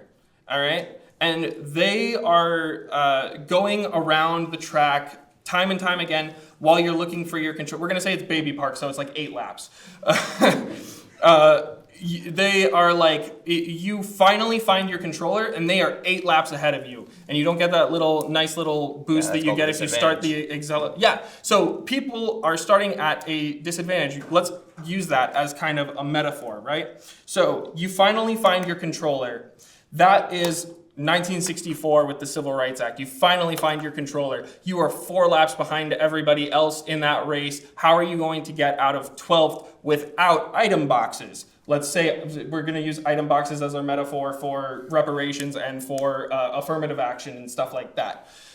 Please tell me. Well, yeah, the main thing is hard work. And it's hard. It's hard because there have been things that have made people believe Things have happened in the past where it's made it harder. You say you take away the remote, of course, how are you supposed to win a race or even get ahead in the race if you don't have a remote? You can't go, you can't press the gas, you can't do anything like that. Yeah, exactly. So the problem is people, again, it's hard, but hard work and stop making it an issue about race to fix today's problem is more important. And it really is a tough argument because that type of thing puts it in the light that people had disadvantages, which is of course true. We can't deny the facts. But then there's people like Martin Luther King Jr. who fought for the civil rights and things that we obviously agree to be right in terms of everyone, instilling the values of everyone having equal and opportunity rights. Okay, but here we are now, right? And they've gotten a couple of item boxes in the race, okay? And they've gotten their 3 mushroom boosts, and they got their bullet bill, and they got all of this other stuff, right? So they've finally caught up to where Luigi has finally caught up to where Mario is in the race, and now Mario is complaining about handouts. This is the 1980s with Reagan talking about welfare queens.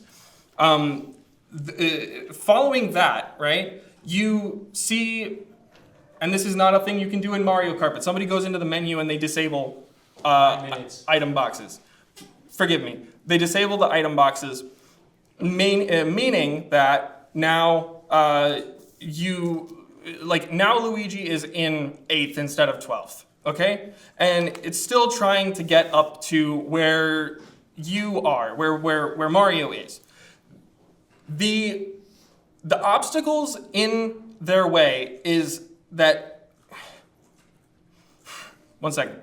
I'm going to take it away from the metaphor for a while. Basically, there is a debt owed for about, I forget what the estimate was. If you pay back black people not for the damages, but for just all of the unpaid labor over the time that they were enslaved, it would bankrupt the world. The fact that people are disadvantaged now, right? If you're going to say that they should just work harder, that is incredibly rich. Reparations is an interesting concept, but at the same time, it kind of makes me think of child support. We can't trace back, at least there's only so much we have records of people who trace back their history, people who might have done something to someone else's ancestor that was of a different skin color. Reparations don't necessarily make a lot of sense to me because, like I just said, child support. Imagine paying child support to a woman, to pay for a child to a woman, you didn't do the deed with. That makes sense. That's kind of how it is. So essentially, okay, I would watch that metaphor. I know it's one that's tough to play with, right?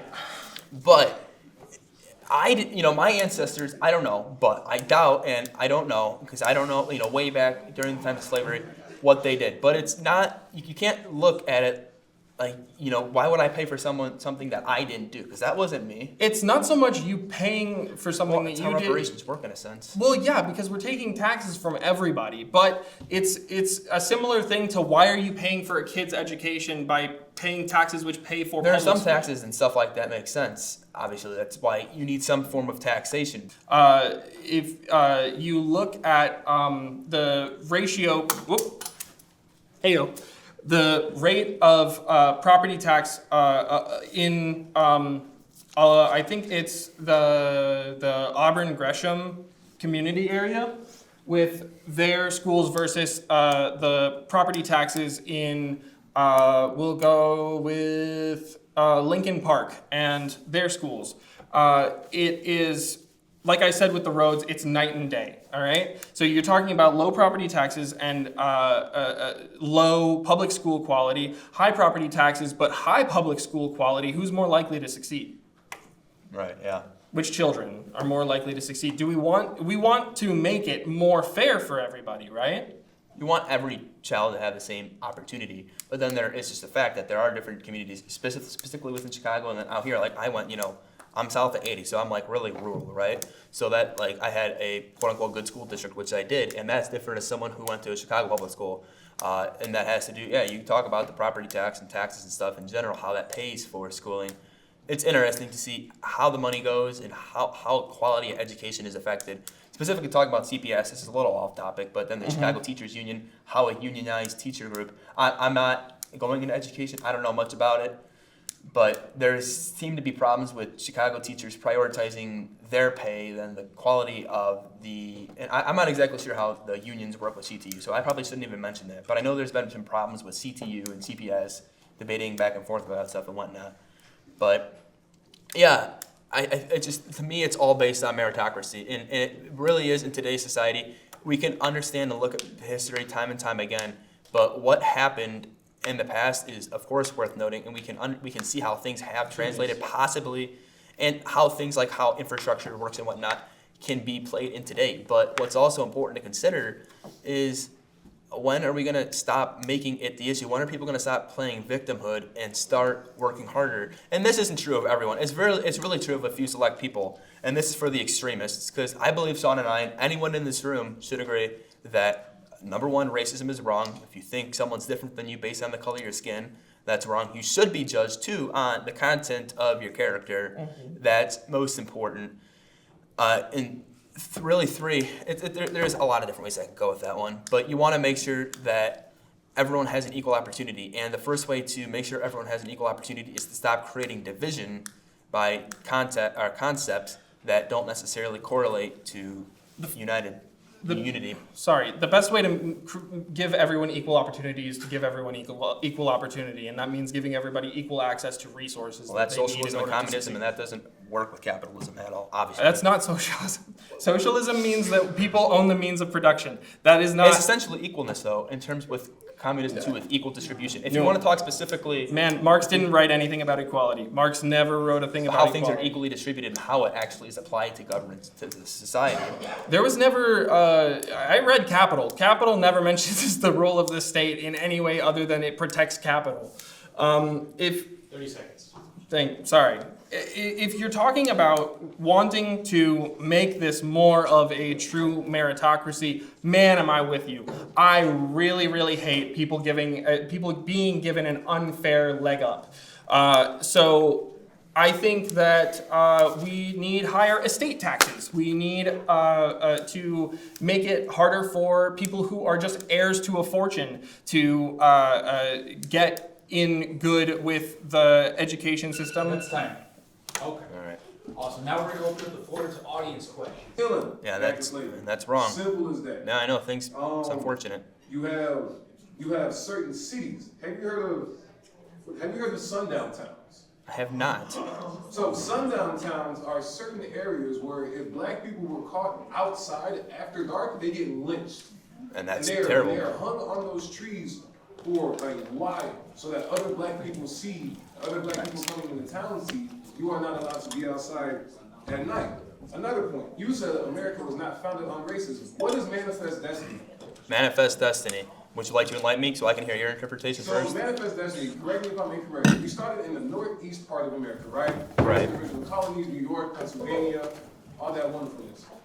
Manifest destiny was the westward expansion of America, correct? Right. That's how I take it. Who lived in the westward part of Northern America before we did? To my knowledge, it was Native American stuff like that. What happened to people them? like that? They got kicked out. Kicked out. They got kicked out? Well, kicked out in terms of, I wasn't there, and this sounds bad, because in terms of Jim Crow laws and everything like that. Well, hold on a minute. Because it was called Indian removal, so okay. I get where his confusion's coming from. I'm going to say, because there's a lot of stuff that goes in that, and personally, real quick about Jim Crow laws too. I will admit, I haven't taken a history class since high school, and I got a lot going on, and it sounds bad that I can't, recall everything. I admit that. That looks bad. I'm happy that you enlightened me on Jim Crow laws. It's been a while. But anyways, back to your point. I got one more for you. So you Please. said that the best way to combat not having a leg up is to work hard, correct? That's part of it. Have you heard of Black Wall Street, my friend? I have not. So basically, Black Wall Street means where, as a community, it's called Black Wall Street for a reason. Business is booming, schools are doing better, housing is better. Like as a whole, like a black society, a black neighborhood has not been as successful since Black Wall Street. Do you know what happened to Black Wall Street, my friend? Well, I do not, sir. Let me enlighten you. Please. It is called the Tulsa Race Massacre. It was a 2-day massacre from May 31st through June 1st, where they burned it down and killed the inhabitants. What year? 1921. Okay. A little over When 100 years I ago. tell you, there is no way that without the proper tools, or without the proper funding and the proper resources, for somebody to get a leg up in a race. If we are both Olympic athletes, you start 400 meters ahead of me. There is no way on God's green earth, if we are both Olympic athletes, that I'm catching up to you in a 1,600 meter race. Oh, of course if you're not. 400 meters ahead of me. No shot. There is no way on God's green earth that if a group of people who were enslaved just got basic freedoms are trying to catch up with people who created generational. I'm not talking 50,000, I'm not talking 60,000, I'm not even talking 100,000, because quiet as kept, 100,000 right now is not generational. Yeah. I'm talking millions upon millions to probable billions of dollars of revenue ingrained into their family. You can't catch up to that with hard work, dog. That's, Thank you so much. That was way cleaner than the Mario Kart metaphor. No, and it's interesting because yes, things have happened, and I'll just address that really quickly, right? Things have happened in the past that if anyone thinks in any sort of way that that's okay, or that people have, because those things have happened in the past, you know, and again, it sounds bad that I couldn't mention Jim Crow laws, but besides the point, people have made it inside of them a racial issue, and things have happened in the past where people have had that advantage because of their race being. I'm not saying, and it's really hard to look at too, because I'm happy you enlightened me to all those things because it's good to know. I have to do more research on my own, and I can do more history research, but I can absolutely get back to you on that too if you'd like. But in terms of it's our history, and it's very important to know, and it's important to know. And to me, it's common sense. Why would you do that stuff in the first place? But it's important to know what's happened in the past, and we know how to address it in the future and how to shape a society that's better for the future. So, again, people that did that stuff, Jim Crow laws, I'm happy you enlightened that to me. Lynching, all that stuff, terrible. So, go ahead. You had something to say? no, I have one more thing. Go ahead. Because you said that that's like history and that's in the past, right? And again, Right, yes, so things that let's look correlate at to today. Let's look at like the last 50 or so years. Civil rights movement. What happened to MLK? Got killed.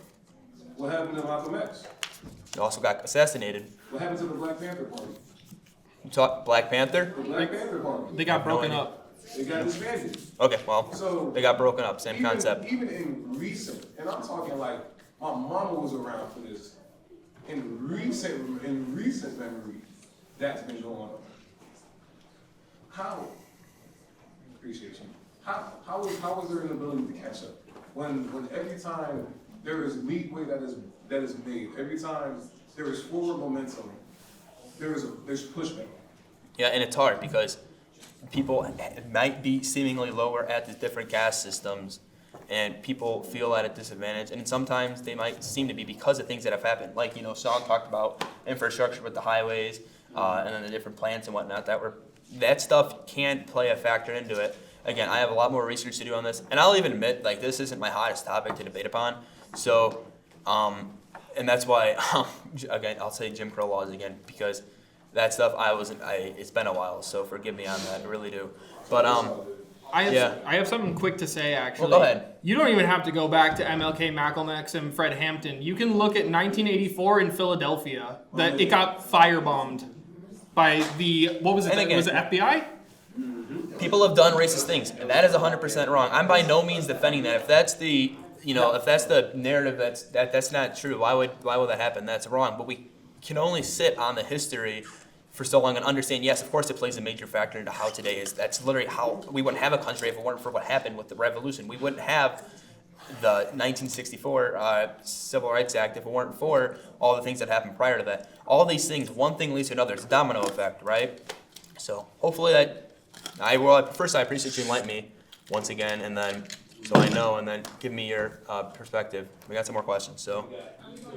Yeah, well, so those of you that have your hands up, we're gonna go down and snake around and come back so that one, your hand doesn't get tired, and two, everybody gets their opportunity. We also wanna be mindful We did have a time of 1 o'clock at the end, but we understand the importance. This is an important topic. We want everyone to get their questions in. So we're gonna extend it. Do you think if we put a target of 1:30? I'm fine with So it. you can get through the questions and then still have your closing arguments. Is Man, that it's already okay? time. What the heck? Okay, so, go ahead. I kind of wanted to like go off your Mario Kart analogy. That really makes sense to me in a lot of different ways. Just for one, because he was saying like on Mario Kart, you have about 8 laps, and you lost your controller for 4 of them. When you actually do find your controller is broken.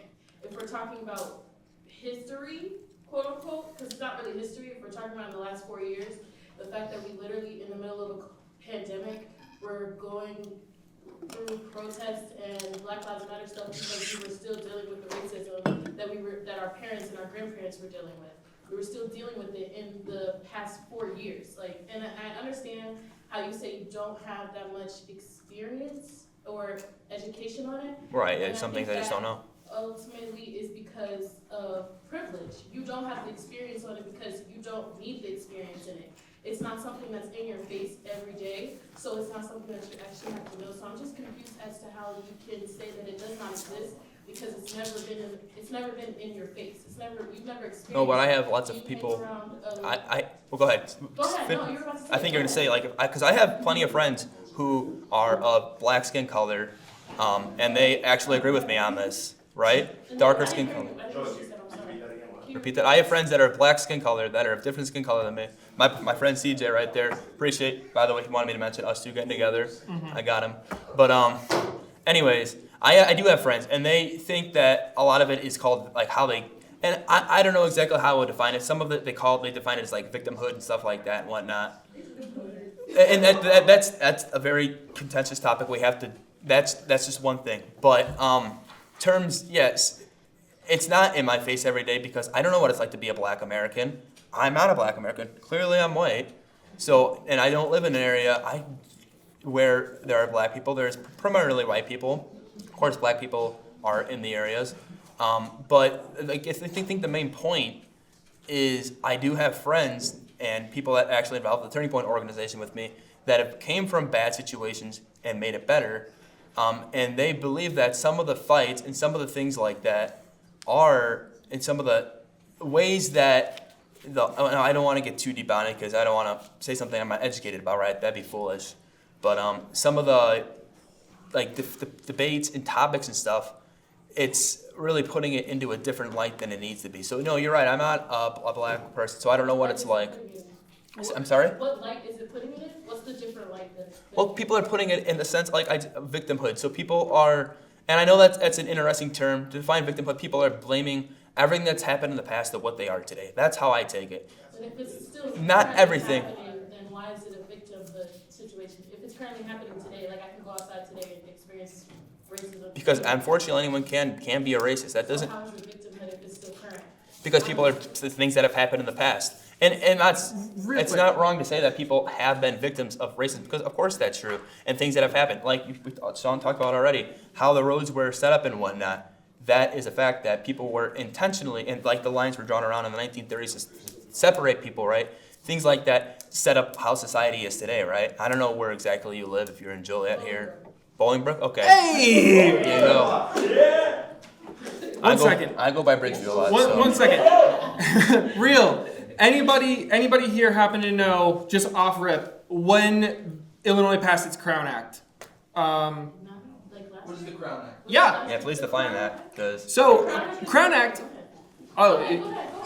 Crown Act is a law that means that businesses and employers cannot refuse to hire somebody because of their hairstyle, and they are put in place to specifically protect black people because a lot of black people's hairstyles have been historically, and to say historically when it's within my lifetime is kind of ridiculous.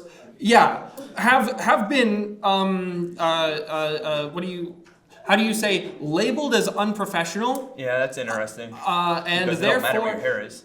And therefore, it has been yet again a part of their culture is being suppressed so that they can attain employment. That is systemic racism. Sorry. Go ahead. We got a lot of questions. I want to get to them. So Okay, so earlier, Sean, you talked about Black women and our struggles with healthcare and how sometimes when we are not receiving proper healthcare, we speak up about it, we're pretty much denied and called liars in Africa. There's so much more. And Joe, I believe you said that that was not true. Have you? oh, I said I don't know because I'm not a You doctor. said it wasn't true or something. You said, Oh, that's not Well, if I said that, wrong, but I believe he meant.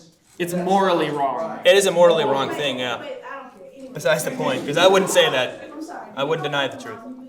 I'm sorry. Do you know about the Martinez Act? It's I'm a not sure. Black Would you? Healthcare Act. Basically, Black women do not receive the proper health care. We have so many troubles with that act has been presented to help protect us. So I think you should also research that. Like, I'll have to do research. Obviously, this is a. oh, and one more thing. I can link you a bunch of I stuff. heard the word black stated like 5 times, and I also, it's not funny. I also heard colored people. We're African Americans, so if we could please use African Americans, we're not blacks, we're not colored. So you would prefer? I mean, I can call you that if that's what you want to call. What would you want me to call you? I'm sorry. I'm African Americans. African American. Okay. Thank you.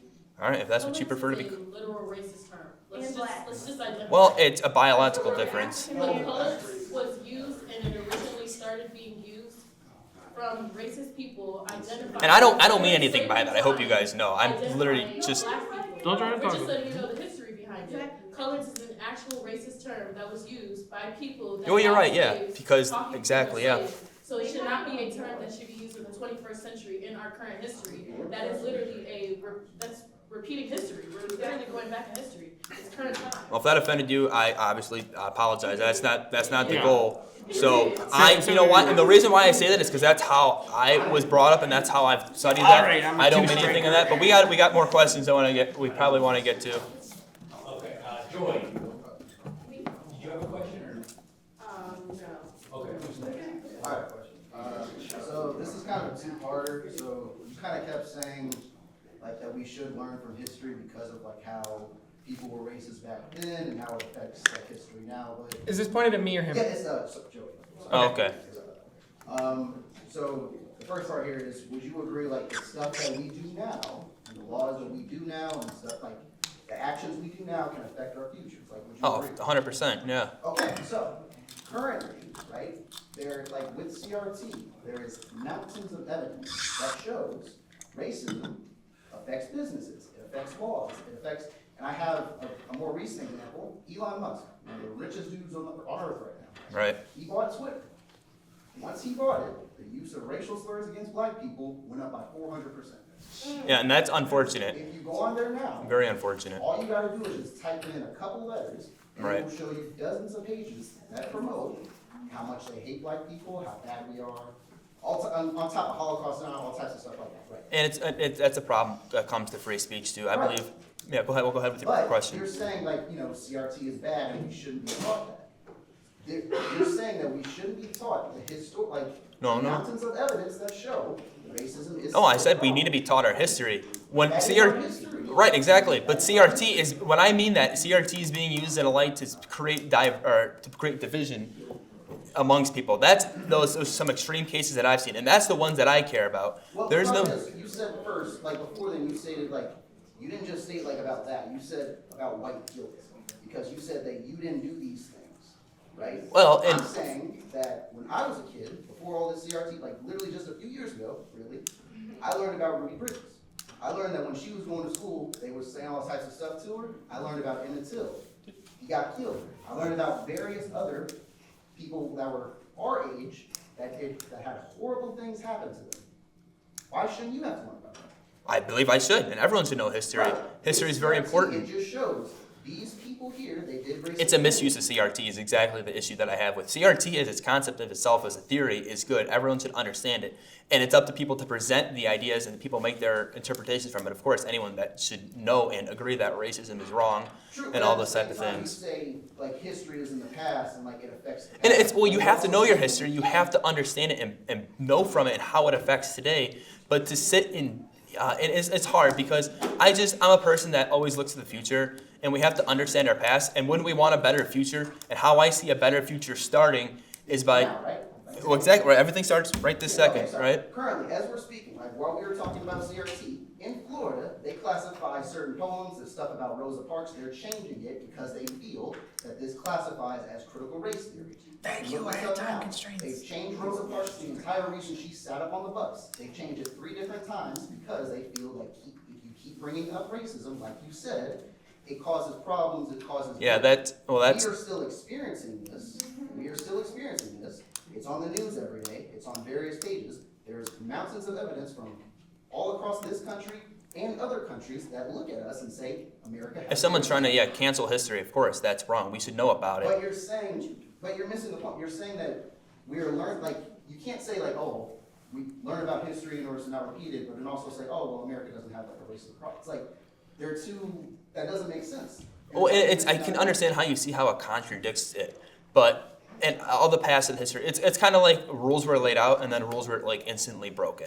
Wait, right? Joey, did you ever? I'm so sorry to. Yeah, did you? I know there's a lot of discussion. No, it's okay.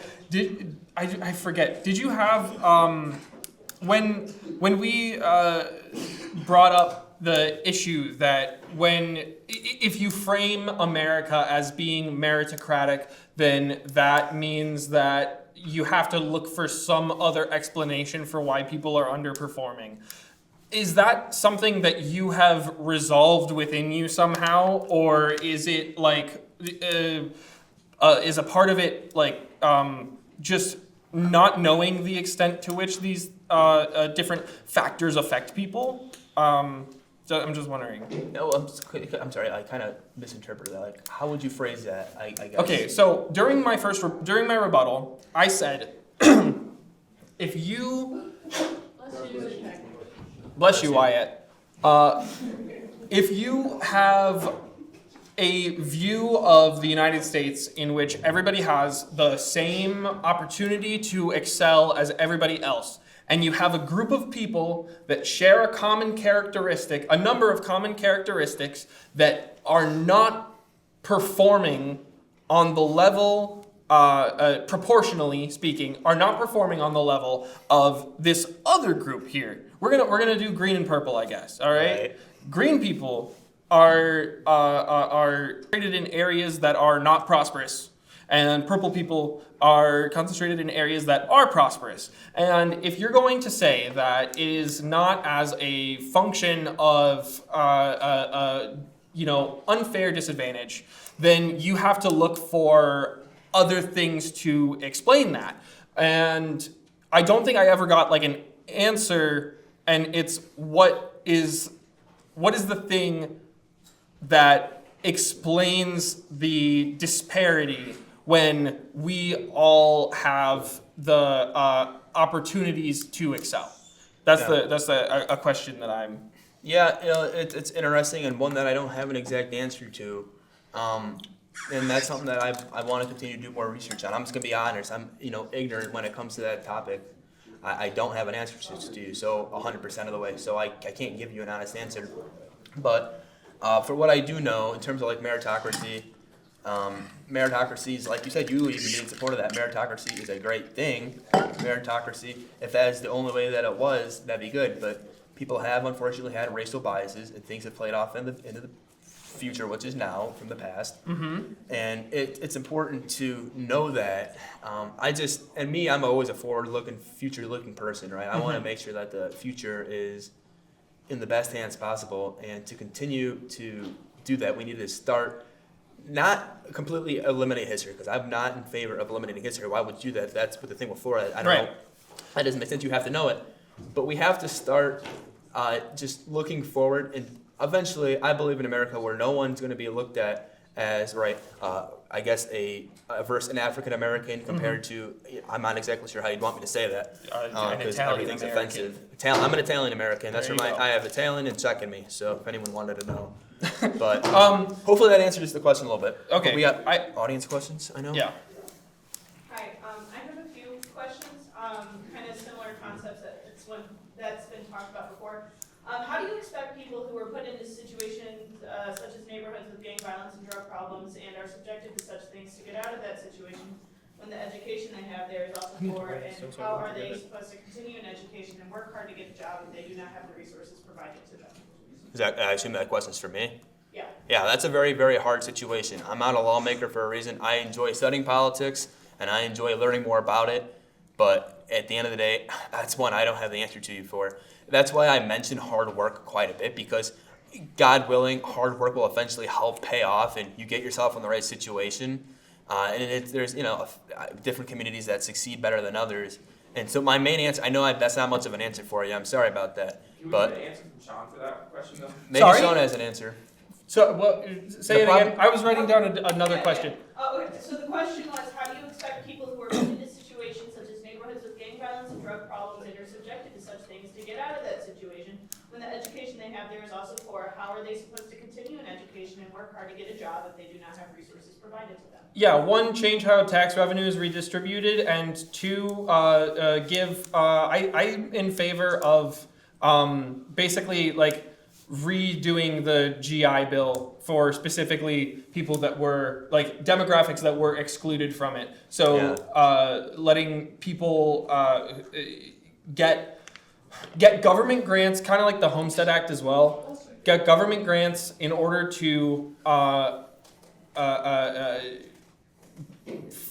start somewhere else that is more conducive to success. Yeah, and him saying that made me think of another point. You say, I think it really doesn't revolve to those people specifically, but you talk about the gangs and stuff like that, those type of areas. A big problem with that is, and I don't know, I'm not in a gang, of course. I don't know anyone that is.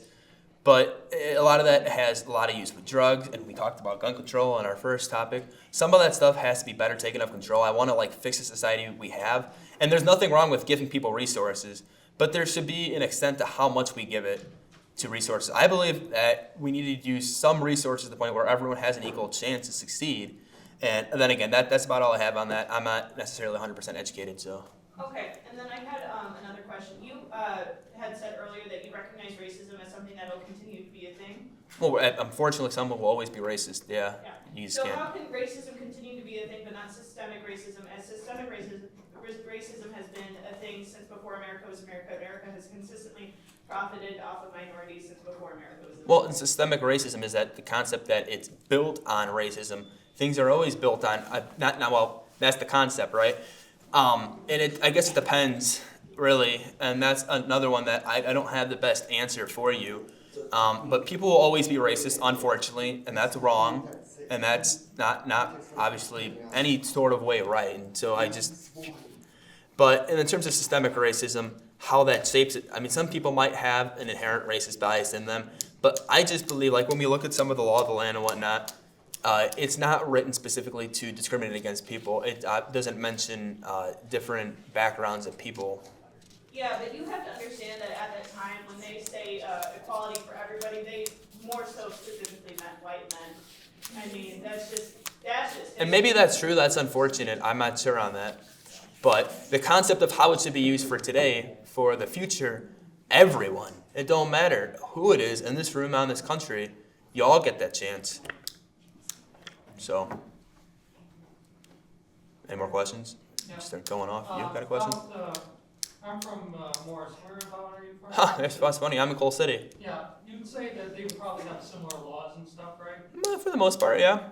Morris, although it's not enforced, is legally still a sundown town, and you say that we aren't systemically racist, but Morris is still a sundown town. That's why it's so, predominantly white, is because of that history. Although it's not legally enforced, my dad has a friend who was black, and they had a friend who was a cop who pulled them over as a joke, and that's an example of how it still relates to today. Yeah, well, that's interesting.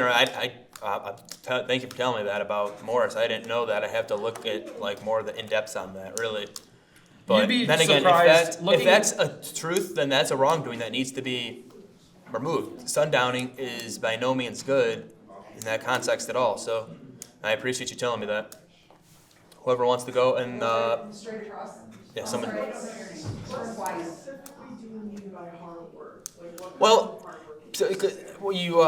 anybody know the song? Maybe some people will. The song "Down Below" by Roddy Ricch. If anybody knows that song, I know that's such a funny example, but that's a song. Yeah. Oh, is it? Oh, it's the box. I don't even know.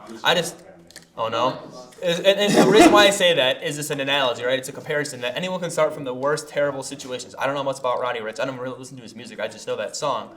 That literally in the word started from the bottom, down below, and eventually hard work can get to the top. That's what I mean. And it's so true of so many people and why people come to this country in the first place. Because we are the land of opportunity and a land that has a chance that unfortunately things have happened in the past, but anyone still does have a chance to succeed. So hard work is grinding your butt off, showing people that you can be judged based off the content of your character and not the color of your skin. Because if people are judging off the color of their skin, again, an inherent wrong, moral wrong. Okay? Next to you. Joe, this is a question for you. Yes, sir. I feel like, well, not really a question, a statement of mine. I feel like it was kind of like ignorant of you to kind of come here and like not know any history. And Well, I know some history. I just, I know some history, but I feel like it was kind of ignorant for you to like have so many statements about how you feel, but you're not taking the time to actually. I spent a lot of time on research, I'll tell you that. And I don't intend to be ignorant at all. Research that you were probably told from like Google or something, or like, you know, You know what Joey needs is a research librarian. That's Well, I've definitely done research, and it's just the one specific example of Jim Crow laws. That's Oh, I understand that, but at the same time, I mean, Jim Crow laws, just because I didn't know that doesn't specifically. Are you gonna come to your next debate actually like with some factual? Everything I had, I provided was facts.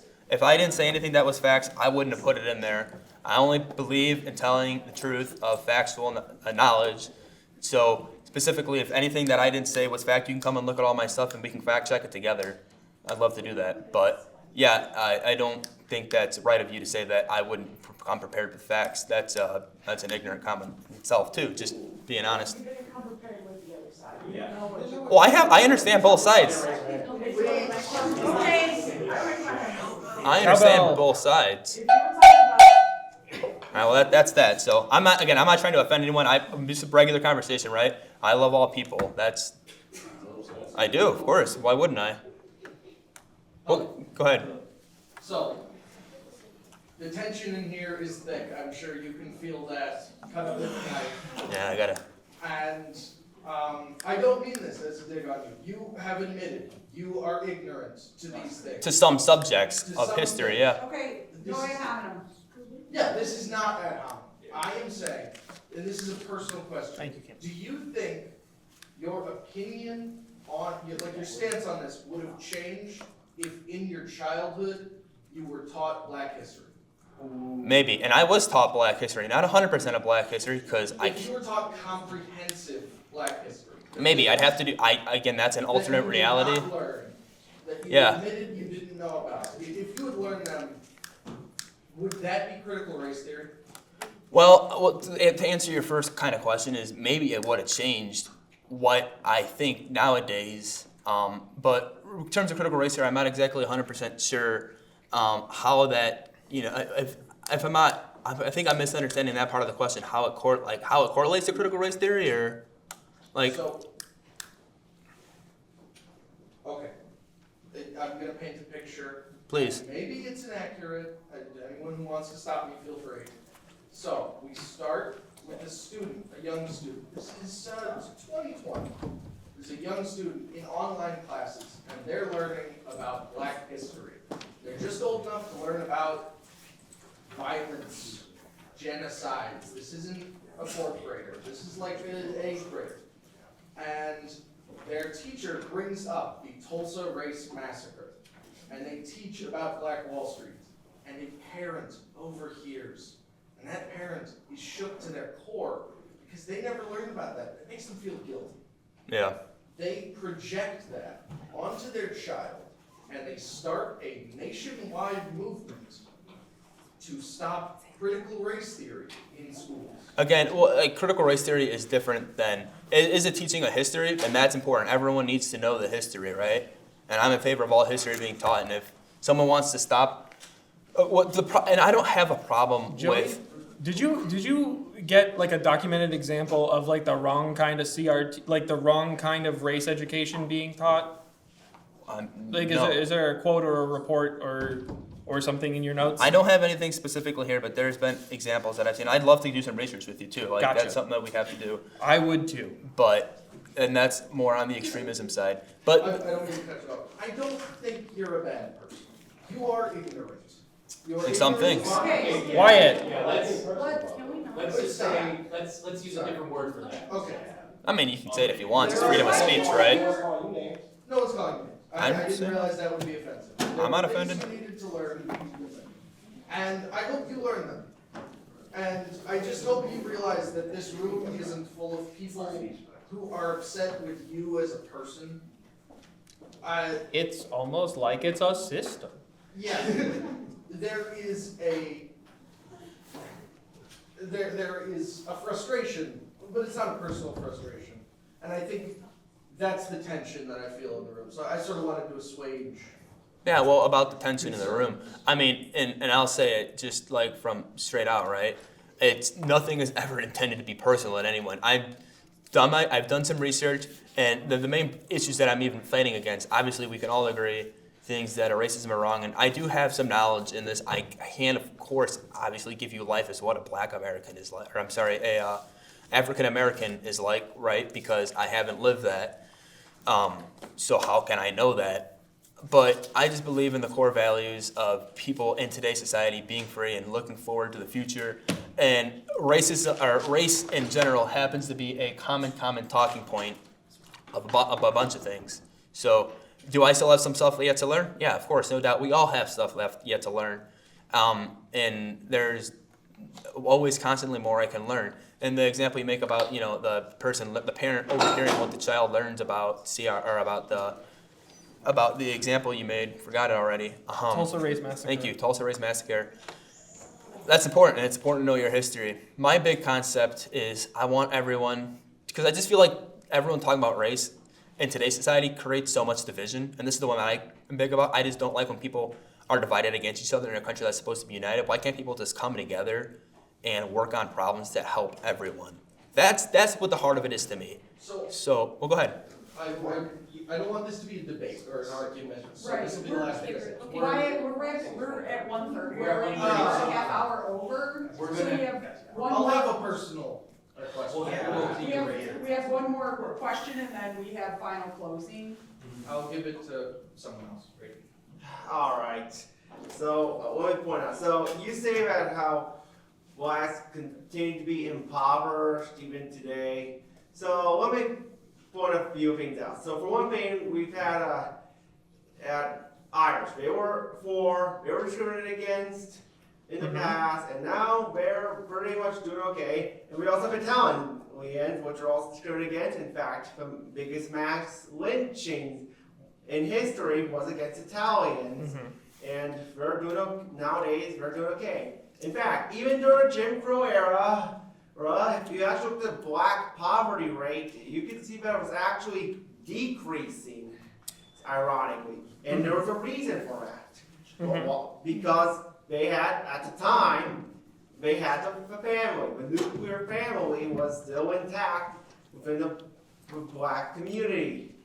And why they're poor now? Well, simple. Most black people live in fatherless homes. See, I appreciate you saying that. And when people live in fatherless homes are more likely to commit crime. That's why.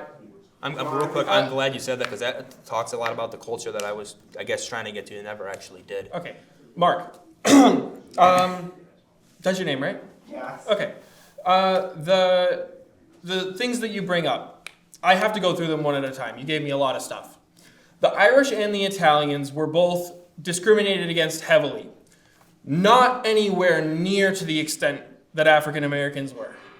It is not, it's like comparing, I'm not even gonna reach for a simile because it's late. Yeah, it's kind of apples to oranges, yeah. Wyatt, yes, apples to rocks. The fact that the greatest mass lynching in this country was done against Italians is not to speak to how, I guess watch the implication of what you're saying with that, because part of it comes with the implication that it actually wasn't so bad for African Americans in America. The fact that the biggest mass lynching is more to do with American xenophobia at the time. Another thing that you can look at, right, and actually this is a big part of, I think this might be academic consensus, is that as far as fathers in homes go, the study that you're referring to measured marriage rate. Marriage rate is, on average, lower in the African American population. However, another study done later on, I believe this is in the late 2000s, found that fathers, as like father figures, were just as involved in, roughly, there was like a small, like a negligible difference in the amount of father figures and positive role models in African American homes. They were just not married to the mother. So when I think that it is largely a misdirection to look at the rate of, like, you know, family dynamics in these in between these two communities. It's kind of dishonest, because you're also sort of, like I said earlier, you're hinting at another thing, which is the Irish and the Italians are both doing fine now, and African American people, because of their culture, are not. And I just have to ask. Well, no. I just have to ask. Where does culture come from? Well, it comes from the way you're raised. Yeah. So the way you're raised is a part of culture. Culture comes from your tribe's relationship with its surroundings. Well, one cause but culture is also downstream of politics, or was it politics is downstream of culture? I don't know. The aphorism is politics is downstream of culture. That destroyed the family was welfare. You see. But Mark, I just talked about it. The family wasn't destroyed. It's just that the marriage rate is lower. There's still just as many fathers in the home. Well, yeah, even. I don't know what.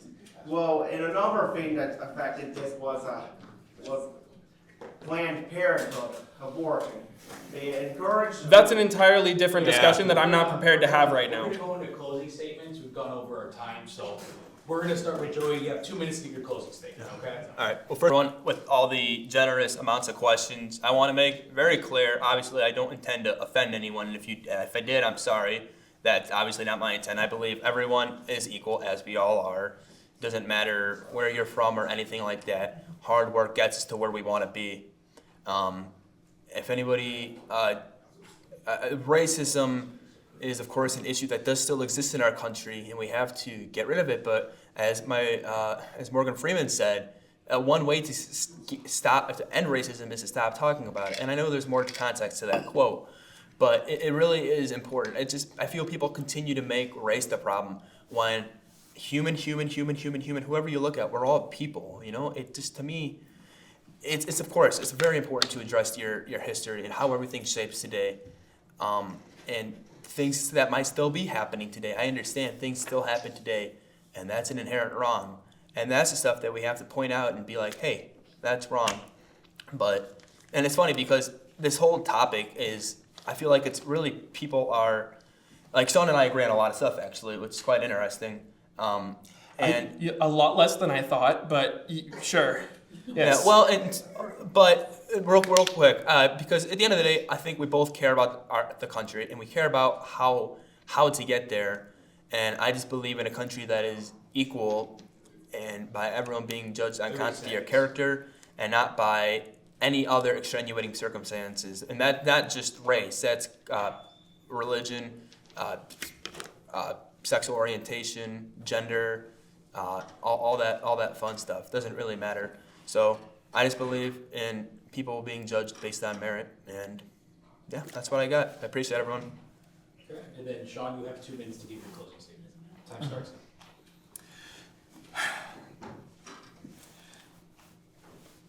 All right, so we are sort of left here at a point where we have to ask a more important question, because the facts tell one thing, but they don't really tell what should happen.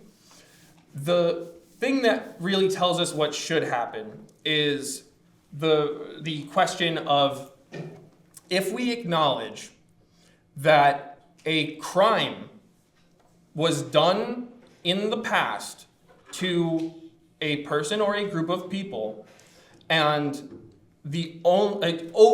continuously, and the only measures taken to fix that is that the crime stopped happening at some point, that person or that group of people was not done right by whatsoever. It is, for my opinion, it is imperative that American children learn the real history of our country so that they can be equipped with the knowledge needed to address systemic problems. If we are continually spooked by these boogeymen that are brought up, critical race theory, communism, gender ideology, and so on, then we are, as a country, never going to progress toward the future that Joey and I want, where we all have the opportunity to succeed and to thrive. I yield. Thank you. Okay, that concludes our debate. Give a big round of applause.